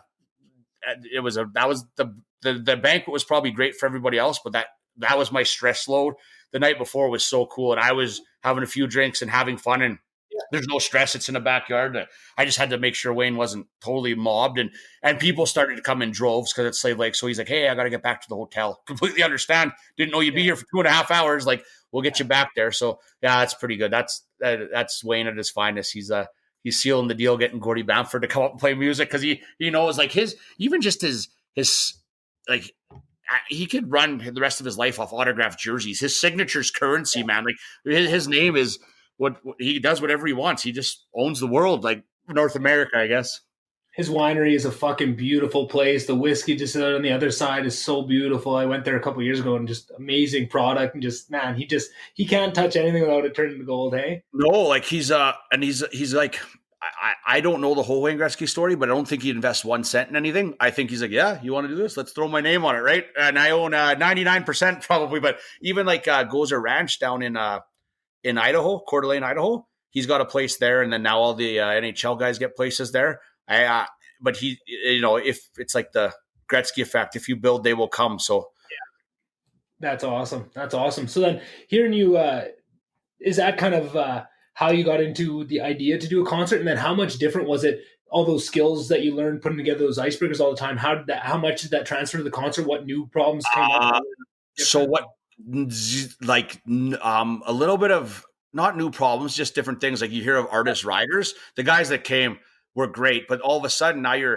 got to buy different towel. Like there's just more stuff to buy. NHL guys, you keep them full on booze and food and they're good to go. Well, now you're buying M&Ms and like getting dressing rooms ready and stuff. And when we're doing it in a house in the bush, but luckily for us, so where we did it was where Gretzky did that. That's why we're going to do it in Jared's backyard because it's like the perfect spot for this. Have you seen it? His backyard before? It's so perfect for this. So behind Jared's his parents' house. So like that was Charlie Major's green room. He had their whole house. And then the Hunter brothers are basically just us shooting the shit. Only they're nice and they don't swear. They're good Christian boys, but the nicest guys in the world. So I even missed some stuff and they're like, Shawn, don't worry about it. They had Jared's house as their dressing room. So we got stuff ready like that. So a little bit different that way. But like, luckily the guys that I've had are normal people. They're just happen to be good at music. So it hasn't been crazy, but I was a little nervous. It was just more to do, but they made it so easy, like so easy. And like even Charlie Major had to change a flight and he's supposed to be the headliner. I'm like, oh my God, JJ, he's not the lead singer in the band, but he's the oldest brother and he's like the leader of that band. I'm like, Shawn, we'll do whatever you want, man. Yeah, we'll go on at 10. Like, so it was really, they were easy. So those skills I learned on the fly directly related to how to do a concert and even doing the Gord Bamford one, like zero stress. We got her done. It was a drive-in, which was like, how's this going to work? But it worked. Like, I don't want to say I'm good at it, but I'm sufficient at it. Like I have no stress, really no more. Like I just get it done and you're working hard and going all the time. But those first 3 years, to be building up to the Gretzky year, after that, nothing could go wrong or different. Every challenge was met. So, bring it on kind of thing. There's no more nerves but though you picked up a lot of stuff on the way that helps me with just about anything. Like even it sucks. I'm at an Oilers game and I get to go in the alumni lounge, right? And like I know what it's like to run like even small events now. Like they're running out of stuff, and I'll go to the cupboard and I'll help stock the bar. Like you don't have to do that, but someone does, right? And like I know what it's like to be the one person in charge of this room tonight. So it kind of makes me like I don't know, like I do too much sometimes. Like at a wedding, I want to change something. Like, oh, I think they would like it like this. Like I don't know. It's a skill set I never knew I had. I'm like, oh, this will work better. So I kind of just do things whether I'm asked to or not. Now I don't even know if anyone appreciates it. So they're probably like, keep your fucking hands off my wedding attire. Yeah. Oh, well, at least you're trying. As long as it's coming from a good place, that's all that matters, really. Yeah, one thing I find cool now, like I've been to lots of stuff, and that's why we tried to make ours fun and cool. But I'm always looking around and like looking for new ideas and stuff in case I do something. So my mind thinks differently now, right? And I do like things I'd never thought of, like, oh, the production during this hockey game is really good. Like, why the hell would you think of that? Like, have a beer and watch the play. But you think of different things now, so it's kind of neat. Yeah, it's just like I said when I started, as soon as I made the decision conscious that I wanted to start my own podcast, that would change exactly how I started listening to all of them. That now you're not just listening to the content, you're listening to, oh, how do they do that? How are they cutting for commercials, right? What are they doing? Oh, they ask this question every time. You just start to look at it so differently. Stuff you never thought you cared about or knew, and now you're analyzing it and breaking it down. It's really I like that you're doing that too. So like to go full circle again with that last Gord Bamford concert, what we're going to build up to for this next summer is the 10-year anniversary of the Fires, right? And they had that concert of hope afterwards, and I want to do a 10-year anniversary concert. We're doing it. Where I don't know if tourism or the town will have enough to put in, like, but I'm doing it, and I'm going to try to go huge. Like, I want to bring in some huge names and have I kind of want a festival, but I'm starting to think 2 or 3 days might be too much. But like one real good day of music, and we could all get together. And I'm already plotting, like, if this pandemic's still on, I'm plotting like how we plot out social distance spots. Like the cars work, but a lot of people probably had too many drinks, and I don't really want to be responsible for fucking drinking and so I'm gonna like have like fenced in circles, and you buy your family plot. Like I got ideas, and I think it's important that we I don't know if the word celebrate, but commemorate the 10-year anniversary, because like we all went through it. Like I lost my house. Whether you lost your house though or not, you experienced this, and we're all bonded because of that. We all fled for our lives, and some of us wanted to do more. Some of us just like everyone's personalities went different, right? Like, and I was wondering how, like, my wife was pregnant at the time with our first, but you're thinking like, you feel like you should be part of the solution and stay like, why are we like, you want to be here, right? But you couldn't be here, right? Mm-hmm. Unless you were like essential service. And at the time I wasn't. Now I'm a town councillor. So fire comes, you're not getting rid of me, right? So but it's, you want to help. I always wanted to help or do something. And you felt like you were cheating on your community by leaving. Like Lacey's dad was back here, like battling hard, staying up for hours. And you're like I'm not a firefighter, but I must be valuable for something. Right. So we're all bonded because of that. And I think we're a stronger community. We're very resilient. Like throw whatever you want at Slave Lake and we're coming out the other side. Yeah. So I think it's important that we, I don't celebrate might be the wrong word, but commemorate, whatever. We're going to have a big shindig for that. Yeah. I think everyone in that's from Slave Lake knows what you mean and knows what you want to do. And the people that don't get it, they can go fuck themselves. Did you go to the Concert of Hope or whatever? I did, yeah, and I also, just to tell you a little story on that I kind of popped into my brain. So that Concert of Hope, if I remember correctly, the big headliner for it was Paul Brandt, right? Dwight Yoakam. It was too. Yeah, so Paul Brandt played one at the Legacy Center after everything was back, but in the summer they had that Concert of Hope, and it was Dwight Yoakam, Nazareth, Charlie Major, but it was there was a rumor around it that Nickelback was going to play. And so everyone and people I know, and I'm not going to throw them under the bus right now. I'll do it to their face. People I know said, "I've seen Chad Kroeger backstage. This is true." So I was like, "Holy shit, here we go!" I'm like, "This is Nickelback's at almost their height, then, right?" And I don't care. Like, I don't listen to any new Nickelback. Nickelback plays in front of me, I'm singing every song. You could say they're trash. They're good enough trash for me. All their songs sound the same. Well, so do AC/DC's. Like I don't care. I'm not like the world's biggest Nickelback fan, but I'm going to a Nickelback concert if it's here. Yeah. And jokingly, and I'll say this for the first time in public, they were rumored to be here. How cool would it be if on the 10-year anniversary one, it's like, it took 10 years, but here they are, and the big Spire show and Kroger's out there. Like, I don't know what they cost, but I'm jokingly going to investigate this. And if I can make this happen for a reasonable price, like I'm singing How You Remind Me next summer, and I don't care what anyone says. Like this is like, I usually do things that I think I don't think anyone's going to think this is cool as I do, but I want to do it anyway. Like everyone will come, right? Yeah, fucking right. Everyone knows that bullshit about people not liking Nickelback. That's bullshit. Everyone loves Nickelback, and if they're pretending they don't, they can go fuck themselves, in my opinion. Yeah, I think they're like in probably like 10 years, they're going to have they're going to be a huge success again, where it's like they're classic rock, and we're all going to be, yeah, I loved them the whole time. Yeah. I've been vocal about my love of Nickelback. Fuck, there was nothing better in the hockey in the dressing room before a game. Good fucking Nickelback tune to get you fired up. Nothing better. And then so Lisa Dodd, she's in Gord's band, and she's from Hannah, and her husband was like one of Nickelback's first drummers. She was telling me a couple weeks ago that he was here, so I'm gonna maybe lean on her and see what kind of backdoor channeling I could get. Like that's how I got to Wayne. It wasn't through the front. We went through the back door. So if I could somehow pull this off, like I don't care what anyone says. I'm happier than a pig in shit. Yeah, and if I had to throw my guess out, I think that whole rumor about Nickelback coming can maybe be traced back to a certain Dog Island employee that I know loves Nickelback quite a bit. Little Kenny Ball. She did that or what? I don't know. I'm just joking around, just because I know how I love, and I feel like I remember being around, and that's when we're around her and someone else, they were talking about that whole time at that campsite about how Nickelback's going to be there. And I just think if anybody was going to be starting that rumor, it'd be her, because she's a big fan. It's funny that someone said it probably as a joke, and so that's how Slave Lake and any small town worked.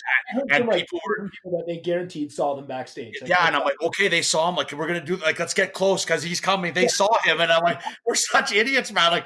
Like what? There's a connection though, and I don't know I'm going to get the relation wrong, but dude, Shawn Kladchuk, you know Shawn? Yeah, the name sounds now, but an uncle of his or something, or an aunt is married to either Chad's mom or dad. So there was a Slave Lake connection, and like they're up here fishing with Kladchuk anyway. Oh, that makes sense. Like people were coming up with the scenario of why they're already here, and just a freaking lie, just a huge giant lie, and it was like, okay, it was just Dwight Yoakam then, I guess. Okay, well, and Dwight was probably unreal, but I was like waiting for Kroger. And so like I was like, okay, never mind. But I think it'd be hilarious to make it happen. It's 10 years in the making, and then it'd be wicked. Yeah, and I remember, and what was twigged my brain about that was so Paul Brandt, he did that concert at the Friendship Center there for everybody. And it's like, but before that, he did just a small concert with the band, they're out of High Valley. High Valley, yeah. Them and High Valley did a concert right after the fire, like pretty recently, right when school had been in Edmonton. Yeah, so, Rise from the Ashes, they called it or something, and they raised some money. So Paul would be good too. I know Gordon Ferguson has reached out to him through the tourism. He knows him a little bit. So I know guys like this have been here, but it'd also be cool to do the full circle. Hey, I was here after the fire to support you, and here I am again, kind of thing. Stuff like that would be neat. So I that's why I want a 3-day festival, 2-day festival. I want to have all kinds of bands and artists and connections to it. And like, I just want to, get that Bamford Drive-In concert just got my juices flowing to try to give back more to us and just enjoy life again. Yeah, and that was the thing. So when he did that one in Edmonton, that was the first thing. They had put a big glass bowl in the office at Roland Michener there, and you could go put your name in to get drawn. They were going to take a busload of kids up to Edmonton, right? You could buy tickets and stuff too, but they're going to bring a busload of kids. So when they announced this, me and my buddy Cody Stasso, probably the nicest kid I've ever met. No shit. The whole family, like, what's wrong with them, right? I want to find the smoking gun of what they have, like dead bodies in their basement. They're all so nice. Like, it's going to come out one day. Yeah, salt of the earth. So me and Cody are just absolutely pumped because we both love Paul Brandt. We love country music. So we're in there. First day they open it up. They do it on the announcement. We're the first 2 names in there. And then every day after that, we're in there at least once or twice a day checking how many names are in there. And it hasn't filled up once. So we're in gym class. We're in Carlton's gym class. And comes over to the loudspeakers. Can Nick Walker Brother and Cody Stasso come to the office? And I go, oh, well, I'm not in trouble if it's Cody too, right? It's not the rarest of occurrence for me to get called to the office in my time. I definitely spent a couple of trips going that way, but I was like, oh, well, Cody's there too. So they pull us in. They said, yeah, not enough people put in for the seat. Like everybody that put their name in got it, but we have, 6 extra spots or whatever it was. So do you guys, since you were so passionate about it and you were here every day checking on it, do you want to just pick your friends? So, we got Malba.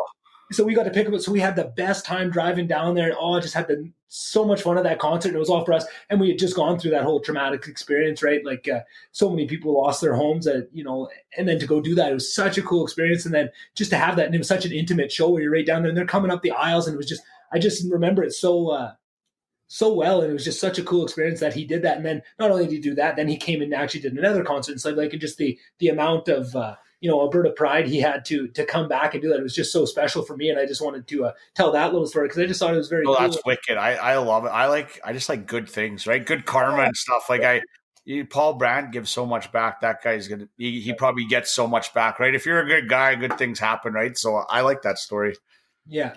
And definitely. And for any concerts or icebreakers, I'd love to help out because I do have, just like you said, you're a dreamer. I'm definitely a dreamer too. And I've got some big ideas for this podcast and where I can take it in some sort of skills that go on the same kind of lines. And I'd love to start learning some of those skills. So if I could help you guys out in any way too.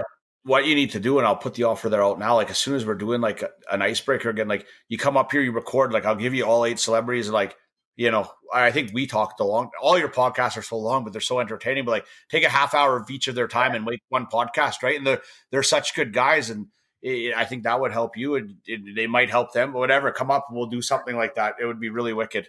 You might even want to I don't know how we do this. And I usually like Marty or we get an MC, their Gene Principe has been up, like they're running it. Maybe you want to run the hot stuff. Hey, we're doing a live podcast right fucking now, right? Why not try that out? I'm up for anything. We got to change it up a bit. I like to keep it fresh because we can't go back to the same well. Like even I'm bored of it. Like, but I love hockey talk, but like we can't just keep doing the same thing over and over. So like, hey, now we're going live on a podcast, right? That might be something different. Yeah, and in kind of the same vein, just to let you behind the curtain and maybe let the people listening behind the curtain a little bit, the idea kind of that I had that I was trying to gain the skills for was to do an event where the VonDubCast podcast sponsors an event for charity, right? The one that's kind of in my head is the Innocence Project, just because I feel like you love it. I love it, right? And it's about people that were wrongfully detained and in jail for 10 years, 20 years, and they're fighting to get them out when there's people that there's very clear evidence, but people just don't want to listen. So I was thinking doing something like that. So my idea was to do a golf tournament, get some sponsorship, do that, and then have a banquet, very similar to the Icebreaker. I was kind of using that as my template for what I was planning, and then do a live podcast with somebody. If it was the Innocence Project, say doing a live podcast at the banquet, not a 3-hour one, but maybe an hour long with somebody that was in the Innocence Project and was served a bunch of years and got out due to it or something or whatever else. Something that'd be pretty cool. Like that'd be entertaining, right? Yeah, I thought it'd be kind of cool, but I just thought I don't know the first thing about running a big event like that. So I was thinking, man, that'd be awesome if I offered my services to help you out doing an icebreaker thing or a concert like that. I feel like I would learn a ton about running at my own live events from doing that. So and you could just see even if you're just witnessing behind the scenes, maybe you find something for me, like, hey buddy, if you would have done that, like, you probably could teach me something, like as I'm running on the fly. You're like, well, if you would have just done that, you wouldn't have had to do this. But like, you're right. So I don't mind that at all. Sure. Open door. Come on down. That's my humble side. But the other side of me, my ego that is ginormous, says, holy man, you get me in there, I'll be fucking your right hand man. I'll be running the whole show with you. Because that's just my personality. Yeah. I know if I got in there, I'd be helping just about, and I think I would have a lot. That's the nice thing to have, though. Like, and you have some people, lots of our friends, like you could see a stress load or something's not going right. Take a breath. Here, take this water. What do you need me to do? And these are guys who were paid $500, $1,000. Like, I'm like, no. Even my auntie, she comes up from Edmonton. Like, love those people. Like, they're the greatest people in my life. My auntie and uncle come up with my cousins, and they spend a fortune. But they're like, my auntie's behind the bar one time when I didn't get the bar, and the group that did it had one person show up for a 300-person event. And so like, I don't even get the bar money, but my biggest possible donor, my auntie, who's going to spend the most, has to go bar. And she, don't worry about it. We're here to support you. I'm like, but you guys don't worry about it. So they're helping another community group, which is all fine, raise money because they had no one show up. And it's like, it's people, you're the same kind of person. You're like, oh, never mind. I'm going to go do this here. Right. So that it kind of takes a community to pull something like this off.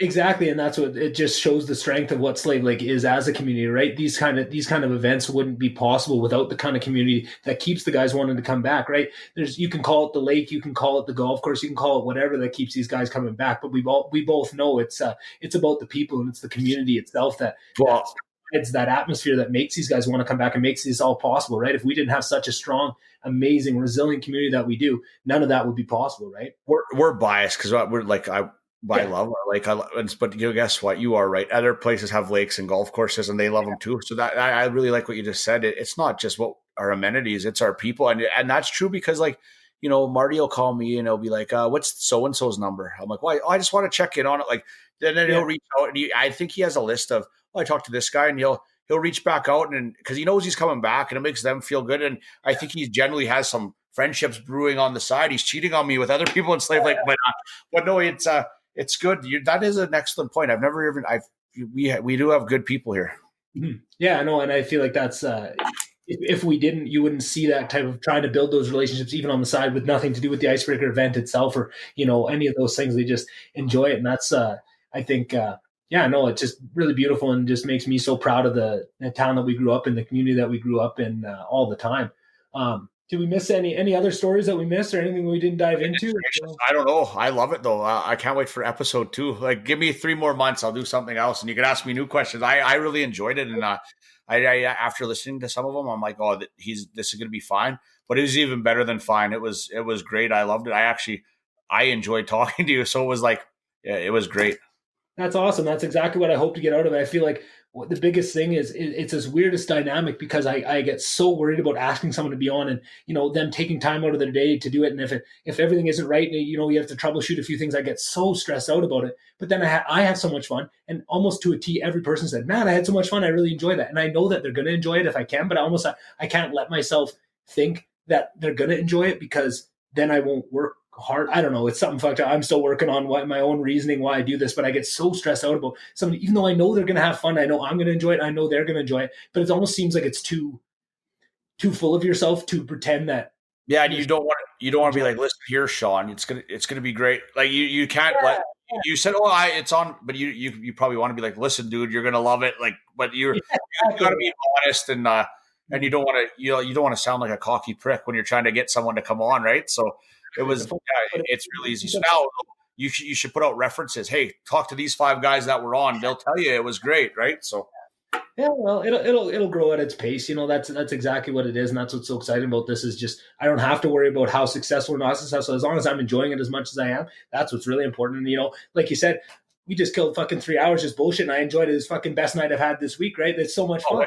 I'm glad I could help with your best nights ever. It's Thursday, Fridays tomorrow. You'll probably pull something better off. So, but and you know what else? When I listen back to the podcast and I hear you say the same thing to TJ Foster, I'm gonna fucking kick your ass. Just kidding. Yeah, exactly.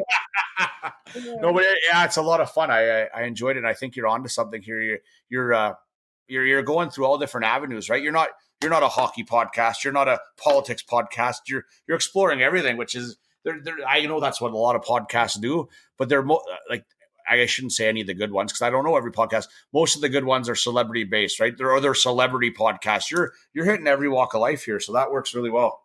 Awesome. Well, I appreciate it. And it means a lot to me that you had a good time, that you really enjoyed it. And like you say, you'll be back on here, I'm sure, in a couple months. And pretty much everyone that's coming on this first bit is going to be people I imagine are going to be on plenty of times over the years. And we'll have lots of fun stuff. And that's a nice thing now is anytime you have another big project coming out, I can promote it on here. Probably won't sell too many seats to you, but even to give an like for the last one, what a good, like, hey, we're going to do this for mental health. And, that even not 3 hours, but you give me 10 minutes at the start and then move on to your next guest. I think that's something we could work on moving forward with.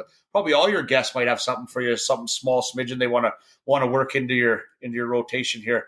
The work here, I think you're going to see that you're doing is not only good for you, but it's good for us, that the person on the podcast. I feel like I got a bit out of it here. Actually, a lot. I really enjoyed it.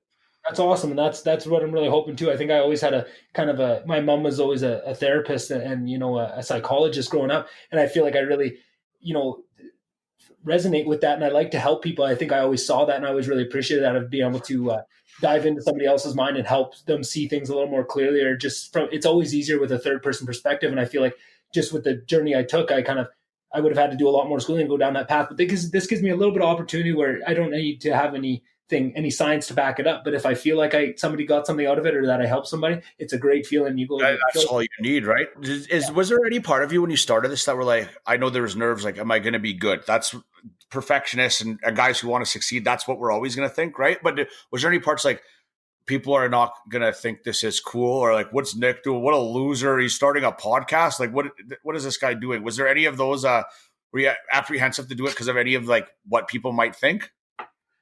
Yeah, I think I was for a long time, Shawn. I think I was very dishonest with myself for a long time about how much this was something I wanted to try. And I think I didn't want to be honest with myself about how much I would want to try, because the fact that I wasn't doing anything about it would have really hurt me myself, because I have a really big ego. I don't think my ego could handle it. There was something I was this passionate and wanted to try this bad, and I was being such a pussy about it, not actually pursuing it. Right. So I feel like I lied to myself about that for a long time, and that was kind of keeping me through. And I never had those thoughts of like, because honestly, the time that I realized, it was almost like there was years where I was just under the surface of realizing I need to do this myself. And I would fantasize, like it's ridiculous that I didn't see it, because I would go run around that stupid running track by my office for hours at a time. And I would fantasize all these crazy scenarios where I'd stop a bank robbery and I'd be wearing a big podcaster shirt, and somehow I'd be on a guest and I could start my own and jump off. And I'd come up with these crazy scenarios all the time. And I never realized it was something I wanted to do, or something I wanted to try. And then one day, I was at actually a really low point in my life and just really unhappy, and, had to do some real soul searching and realize that everything I'm doing right now is not fulfilling me in the way I need to be really happy. And what is it that's going to be making you happy? Even is it a crazy idea? It doesn't matter if it's crazy, just to try it.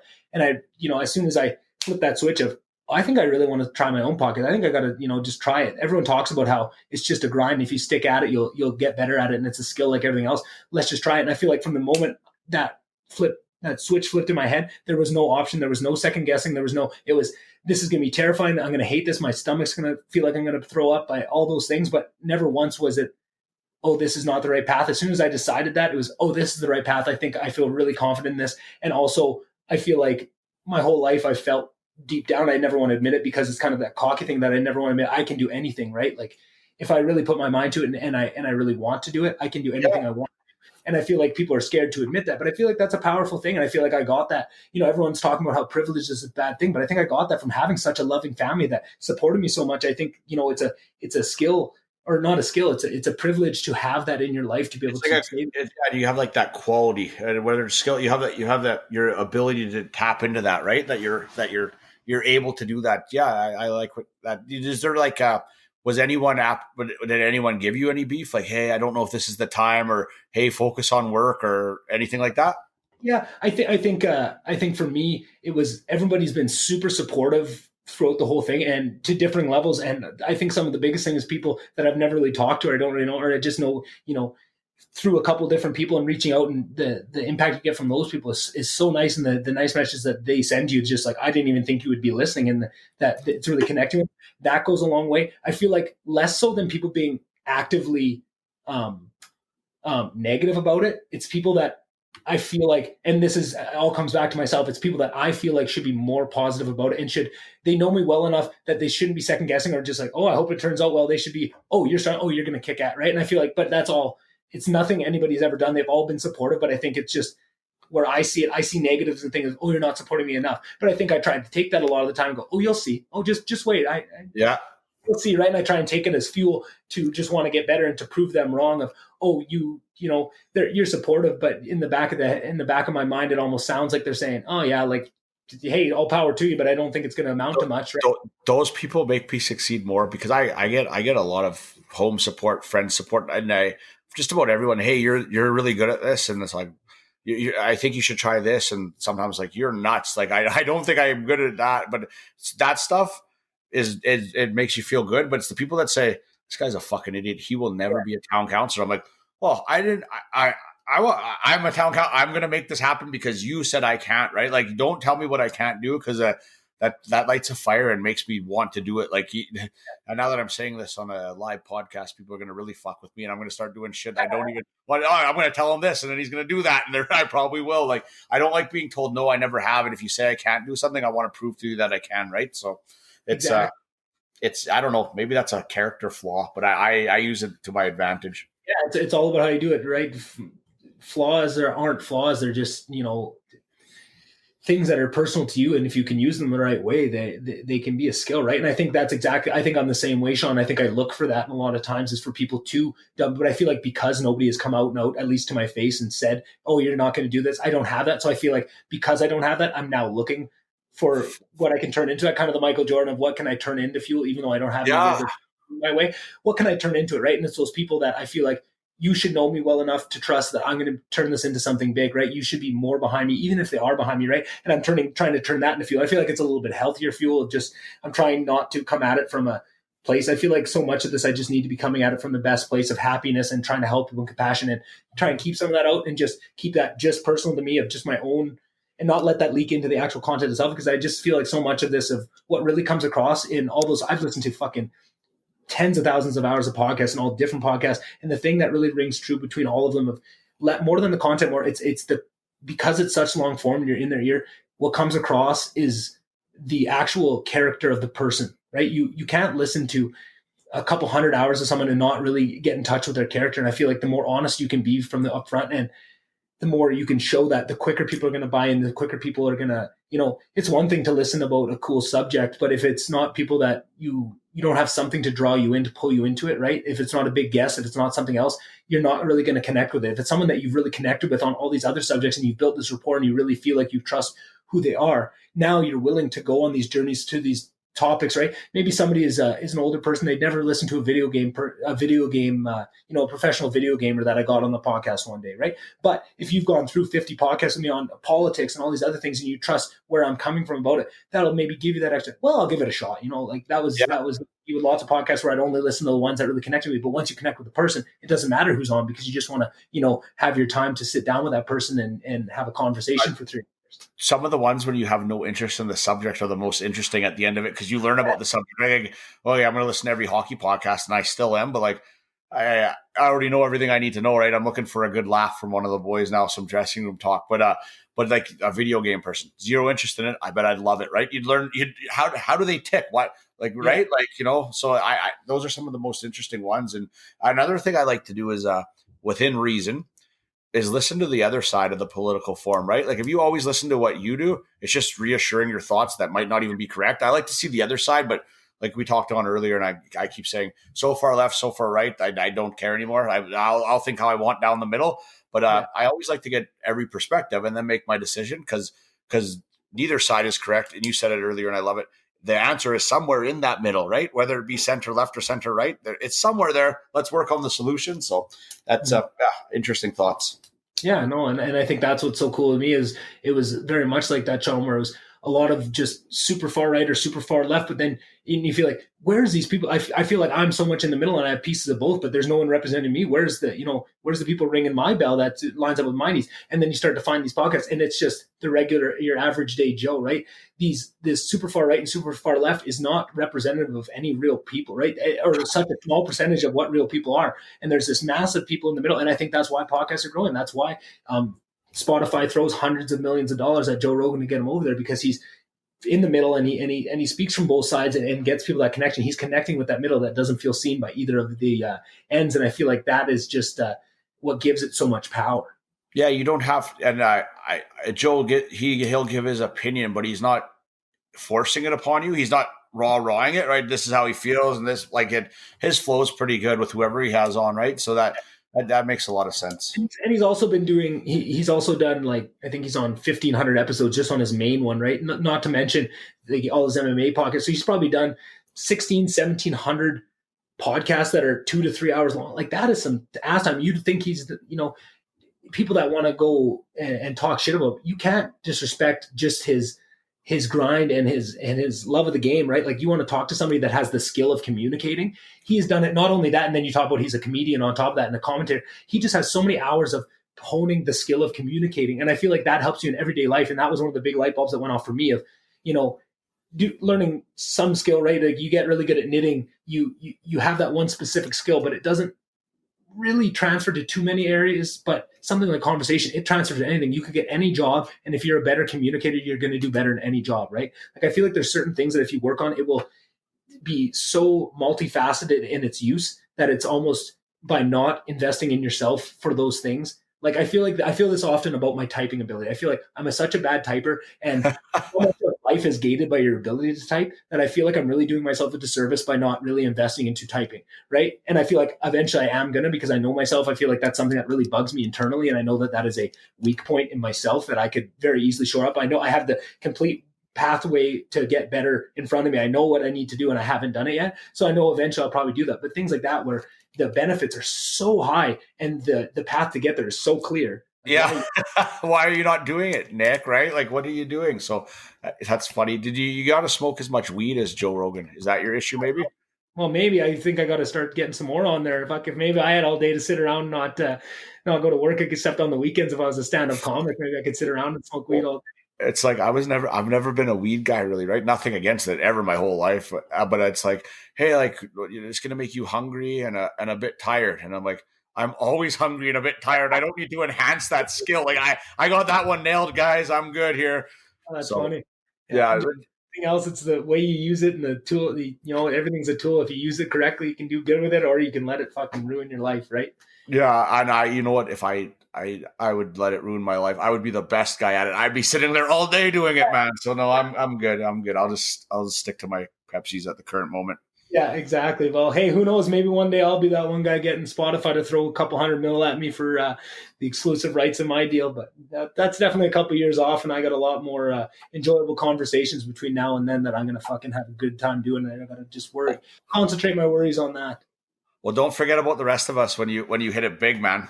Hey, no, we'll just have a couple more big names at the Icebreakers every year. That sounds. I'll be really using you. Like, hey, we're gonna need Rod Stewart here this year. We got a bunch of old Cougars that wanna go back and relive their youth. So you got to put me in touch with Rod. All right. Well, hey, we'll you keep kicking ass, and I'll keep kicking ass, and we'll meet up in a couple months, and a couple months after that, and we'll keep track. That's the other part of this is there's so many cool people that I know that their story would never get out there in any other way, and that's part of it is I want to get these people on, even if they're not doing anything, like yourself, you've done some pretty cool things already, but I've had people on and they say, well, why do you even want to have me on? Like, I haven't even done anything cool. And it's like, yet, but I see, I have one of my biggest skills that I like to think of, and then maybe this is a bit of my own ego talking, but I feel like I'm very good at judging people and seeing that in them. And you know what, someone comes and, like that Catherine one that just released, by the time this episode drops, will be a couple weeks ago, but Monday of this week, she had kind of said, well, like, are you sure you want to have me on? I haven't really done it. It's like, oh, but I think you're going to do big things, right? And I feel like that's what's so cool is I want to get in on the ground floor with all these people. And I feel like that's what I'm giving to my listeners is I feel that about myself of, oh, just wait to see what I can do. But if you're listening now and you're really connecting already, now you're just my ride or dies, right? What if I can build this up and you guys, rock with me the whole way? Now, once it is, I'm not going to forget about those people, right? You're scouting talent right now, man, right? And they might not forget about you if you see someone like this guy might be pretty important down the road. So like I'll give him his time now, and hopefully he doesn't forget about me when he's whatever. When this guy makes the show, when this person's an MLA, whatever person you have on, right? Whatever walk of life, they won't forget about you either. And just like And just like in my podcast, I don't know if I even finished this point earlier, these thousands of hours of podcasts I listen to, the thing that rings true to me is the content of the character. And so much of it is where they're coming from. And I feel like the people that come from a place of love and compassion are the people that, regardless of their where they are on the spectrum, left or right, or, liberal or conservative, all those things, if they're coming from the right place, that is what I see. And that's what my weird criteria of what has made me resonate with certain podcasters and certain, personalities is what I'm looking for in my guests. And I feel like there's some, in listening to tens of thousands of hours of these really famous people and these really accomplished people, you get to start to see I feel like I have a very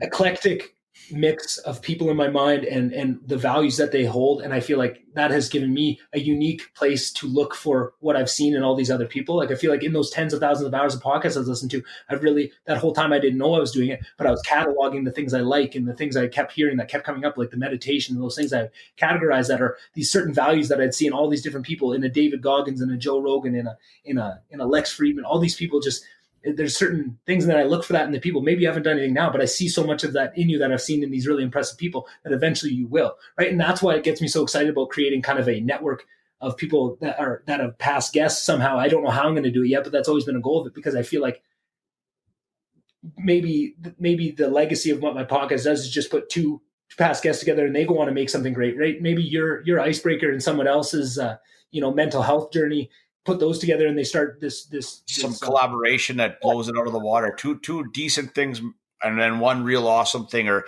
what you need to do, like let's say episode 50, or I don't know, pick a number. You have like the company Christmas party. You get us all together, and when we get in one room and we shoot the shit, it's like the Nick Christmas party kind of thing. That'd be pretty funny.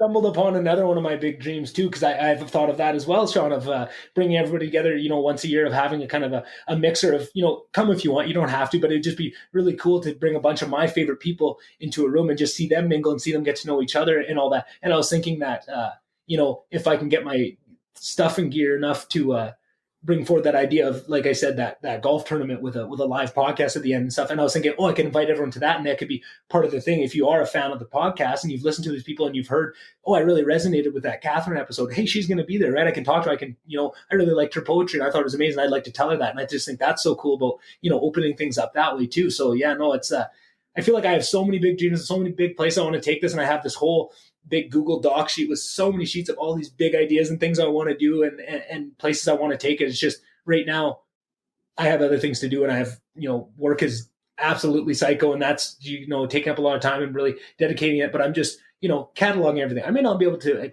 chase all these big dreams, but I'm going to catalog them, and I'm going to start working on them, in the background of what would I all have to have in place for this, right? Just little steps. I can work a little bit at a time each day on all these big things. And then eventually when I have the time or the resources to explore them, I already have them very well thought out, and, I'm halfway there at that point. What if you had like a little bit more time, or if you, what's your goal with episodes per, like, what would your goal be? One a week? What, like, if you could do this and this is your living, could you do one a week, two a week, three a week? Sky's the limit. What would your goal be?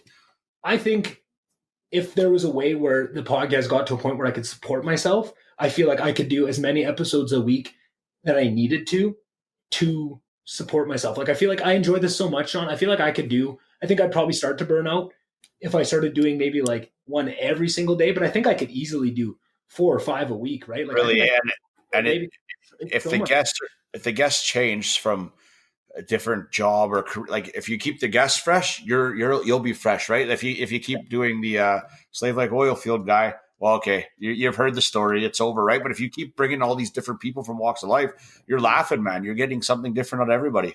Exactly, but I think that's my strong suit, Shawn, is that my interests are so fucking weird. Like, I love sports, I love all the mudding and quadding and all that stuff, but I also love psychology and the human brain and relationships and the feminine and politics and like and AI and all these things and science and all these, like, I feel like my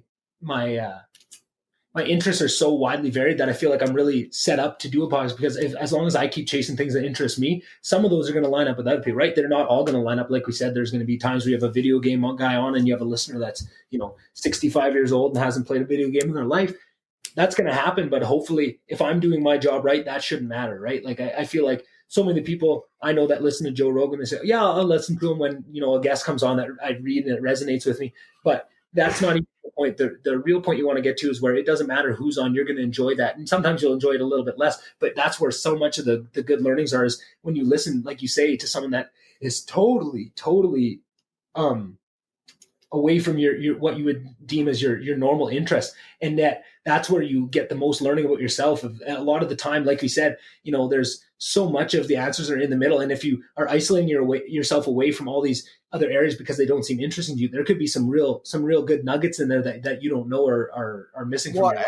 You'll find some commonality, like I don't like the opera, but maybe I came on and said I really enjoyed the opera. Maybe one of your, like, you would never know that about somebody, right? You can learn about people in this long form. You get a good feeling of their actual personality, and you might learn about some interests you never would have dreamt that person liked, right? So I like this long form. And, when I first started looking at your stuff, I'm like, oh, these are long, but fuck, they're all so good. And you just want to listen, and you just keep talking at them. So I enjoy it quite a bit. I think I don't know what I've mentioned more, how much I've enjoyed this experience or the word Pepsi, but those two things have came up about a million times during this.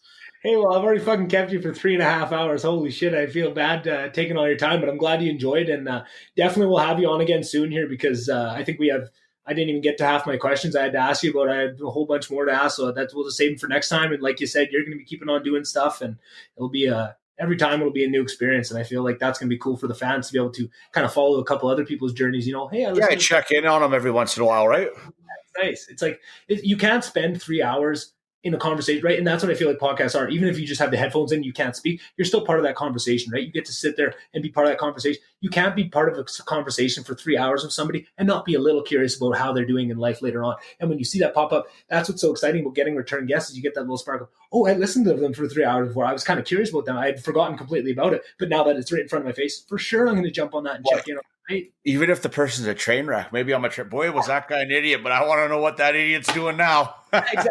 Probably pretty fun. Oh, fuck, that's awesome. All right, well, anything else you missed? Any last stories? No, I'm good. And like, if you had, I just keep talking. I probably kept you too long, so I really appreciate you thinking about me to have me on. Like, a little bit, I was flattered. I didn't know how the hell what you wanted from me, but I don't know if you got what you wanted, but I had a very enjoyable experience. And keep up the good work, buddy. Awesome, I appreciate it, and I sure did. I couldn't enjoyed this more if I tried. So fucking rights. Thanks, Shawn. Okay, thanks, buddy. Have a good night. All right. Hope you guys enjoyed that episode. I'll keep this outro nice and short and sweet, because I know this was a long episode. So yeah, if you could go by my social media pages, give those a follow. And if you hear one of these episodes that you think somebody else would like, if you could pass it along to them, that'd be awesome. So thanks again for another great episode, and I'll see you guys next week. Bye.